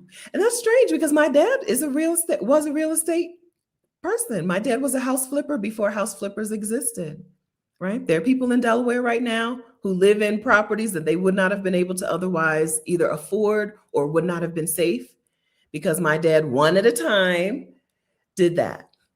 So I'm not anti-landlord, right? He was a great landlord to people. But still, I don't know how we do that in other countries without taking advantage of people in those places. I don't know. Oh, she says that's sad. We're cooked. I don't know. I think just like the other thing, I think that means there's an opportunity for somebody, just like we were talking about. Is there a list of countries that have some form of Disabilities Act that makes it easier for people with disabilities to live and maneuver there? And I was like, there's an opportunity for somebody to create that. Maybe there's an opportunity for somebody to be like, here is the standard for ethical real estate investment around the world. I just haven't seen it yet. We looked. Okay. We looked. We looked. Yeah. So, right. If the rent is local, if the locals can afford the rent, if a local person or family can afford the rent, I'm not anti-landlord, right? My dad was a good landlord. His people, they liked him, right? Um, but when we talk about doing things in other countries, there's so much, I want to say history, politics involved in just the idea of the land. You don't even know whose people in Delaware. It's my people, right? In Delaware, the landowners were my people and my dad's people, right? Even the Native Americans, right? The Nanacoke Indians, we know whose land it was. When you go someplace else, you don't know whose land, who did this, who should this belong to in the first place? Who did this get stolen from in the first place? Yeah. Landowner, hey, Anissa. Yeah. So land ownership is a relatively new concept for humanity, and it's a relatively capitalist concept for humanity. It's not how we operated. And when you go places, you can tell. When you go to Mexico, you can tell that they were not, that's not how they operated. They didn't operate in you buy a home or you buy land and you build a home. It's not their thing. Yeah, Rajni, even, right? My parents are landlords. I got nothing, right? I don't, I don't know. This may be an opportunity for somebody to teach people how to do it, but I would say instead what we're learning is it's probably not a practice that we want to get involved in. Take what you need, right? Take what you need. If you're going to own a place, own what you need and leave it at that. That's kind of how I feel about things in terms of like land ownership. Because in Colombia, if you buy a property, I think 120K, 120,000, the equivalent of about 120,000 US dollars. Well, the dollar is changing, but you get permanent residency. So I'm okay with you moving to Bogota, checking it out for a while, and then buying a property in Bogota, right? That's going to give you, it's going to be a pathway to permanent residency. But do you need 40? Take what you need. I don't know. I don't know.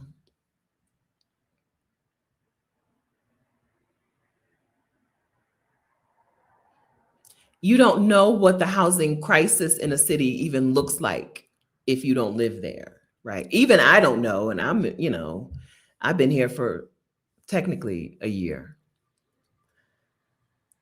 You need to be in a community. I think my rule for you would be you need to be in a community, like living in that community before you own a property in that place. I think as Americans, right? As Americans, we need to be very conscious of the way the world sees us. When we go to a place, we have to understand that we are still American, no matter what I look like. I am obviously American.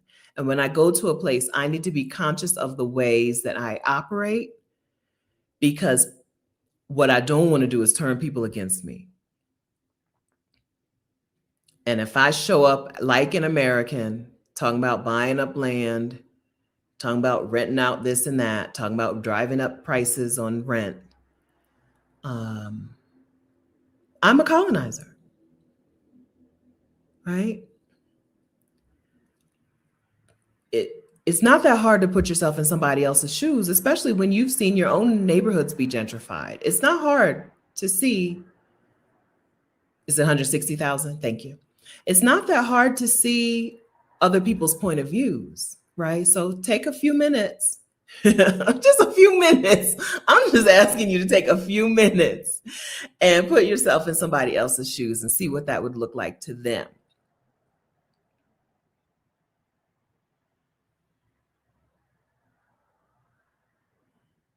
and then govern yourself accordingly. I think the ways that we move to a place and don't look like a colonizer is we rent from a local person, so that our rent money, at least the thing that we're going to probably spend the most on, our rent money at least stays in that city, in that country. We rent from a local person. Rashida taught me that. We do learn the language, even though I said you don't need to know the language before you go, and I stand by that. You learn the language as you go and you use it. Learn it and use it. You make friends with local people, not just Americans. There are a lot of places in the world where you can go and you can have only American friends.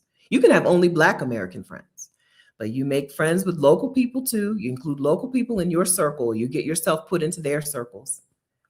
That's how we make sure that we don't look like colonizers. I do think that cities around the world are going to see a continued increase in populations of Black Americans. Just like you go places and you see Chinatown around, we could go places and create little enclaves around the world, but we don't want to do that. We don't want to do insulated enclaves where we're not contributing to that local economy and that local society. Right? We've seen different people do things in different ways. I think we can learn from Caribbean people who came to the United States, stayed Caribbean. Right? I joke about this all the time. Listen, I saw a woman the other day on Threads, and she was like, me at work wondering how people know I'm Jamaican. And she was wearing like a Jamaican poncho. Her poncho was the Jamaican flag, and her sunglasses were the Jamaican flag. Right? Right, Jamaican people, they stay Jamaican, but they live in the United States in community with us, with other people inside of the United States. So we can learn from people who did things in a way that we liked, and we can learn from people who did things in a way we didn't like, that seemed extractive and exploitative. And we take those lessons with us as we move around the world.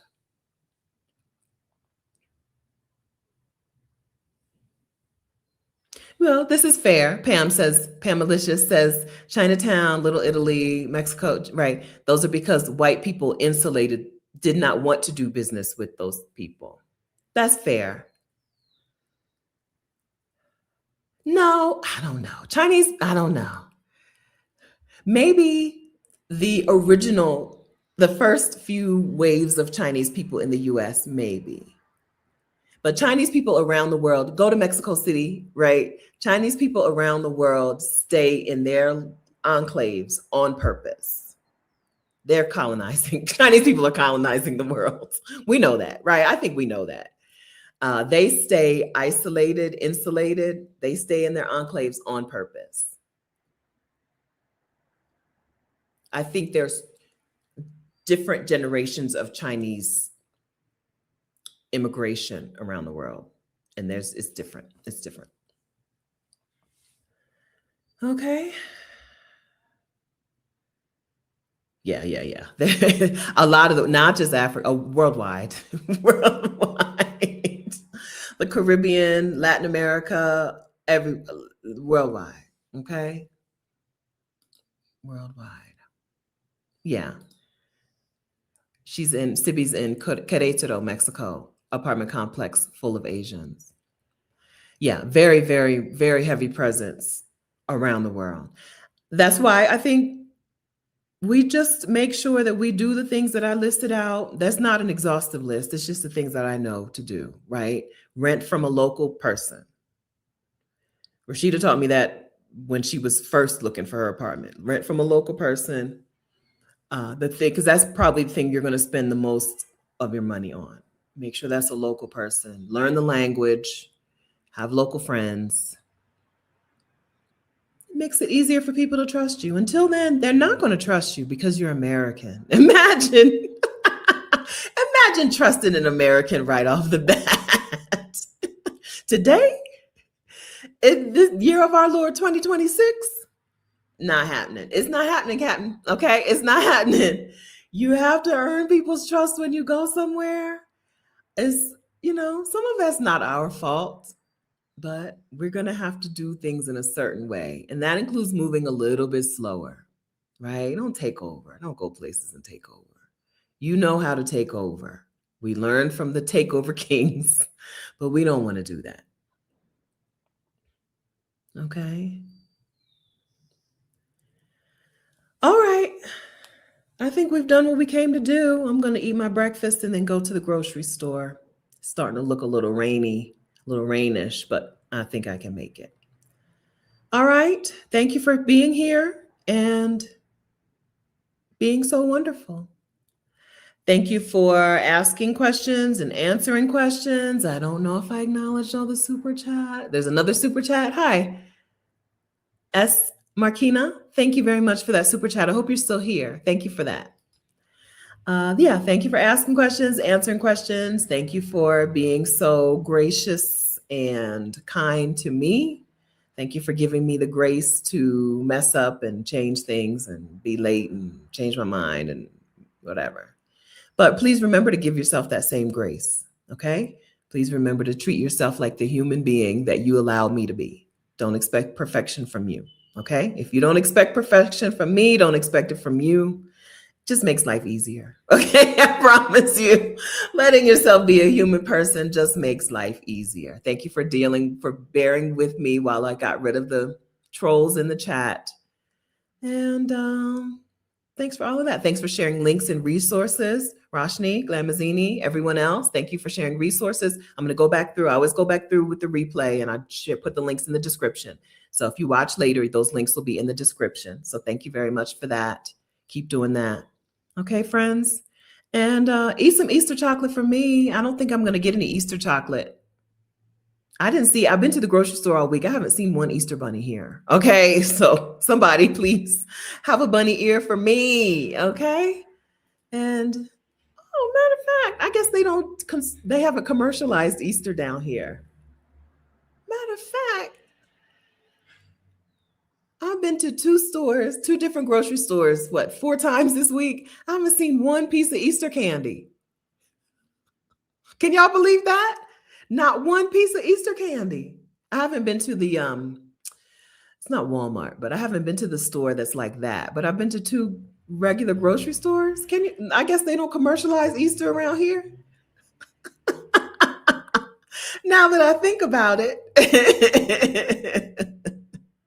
Okay, have a wonderful weekend, friends. Thanks for saying bye. I like it when you say goodbye. Okay, thank you very much for that. Okay, yeah, have a little bunny ear for me if you don't mind. Don't give them ideas. Yeah, I just remember that. Not one little jelly bean, nothing. I guess they don't do that here. Okay, I'll keep you posted on my neighbor's blinds. I'll let you know when they open them. Okay, have a wonderful day. Bye. Thanks again, friends. Take good care.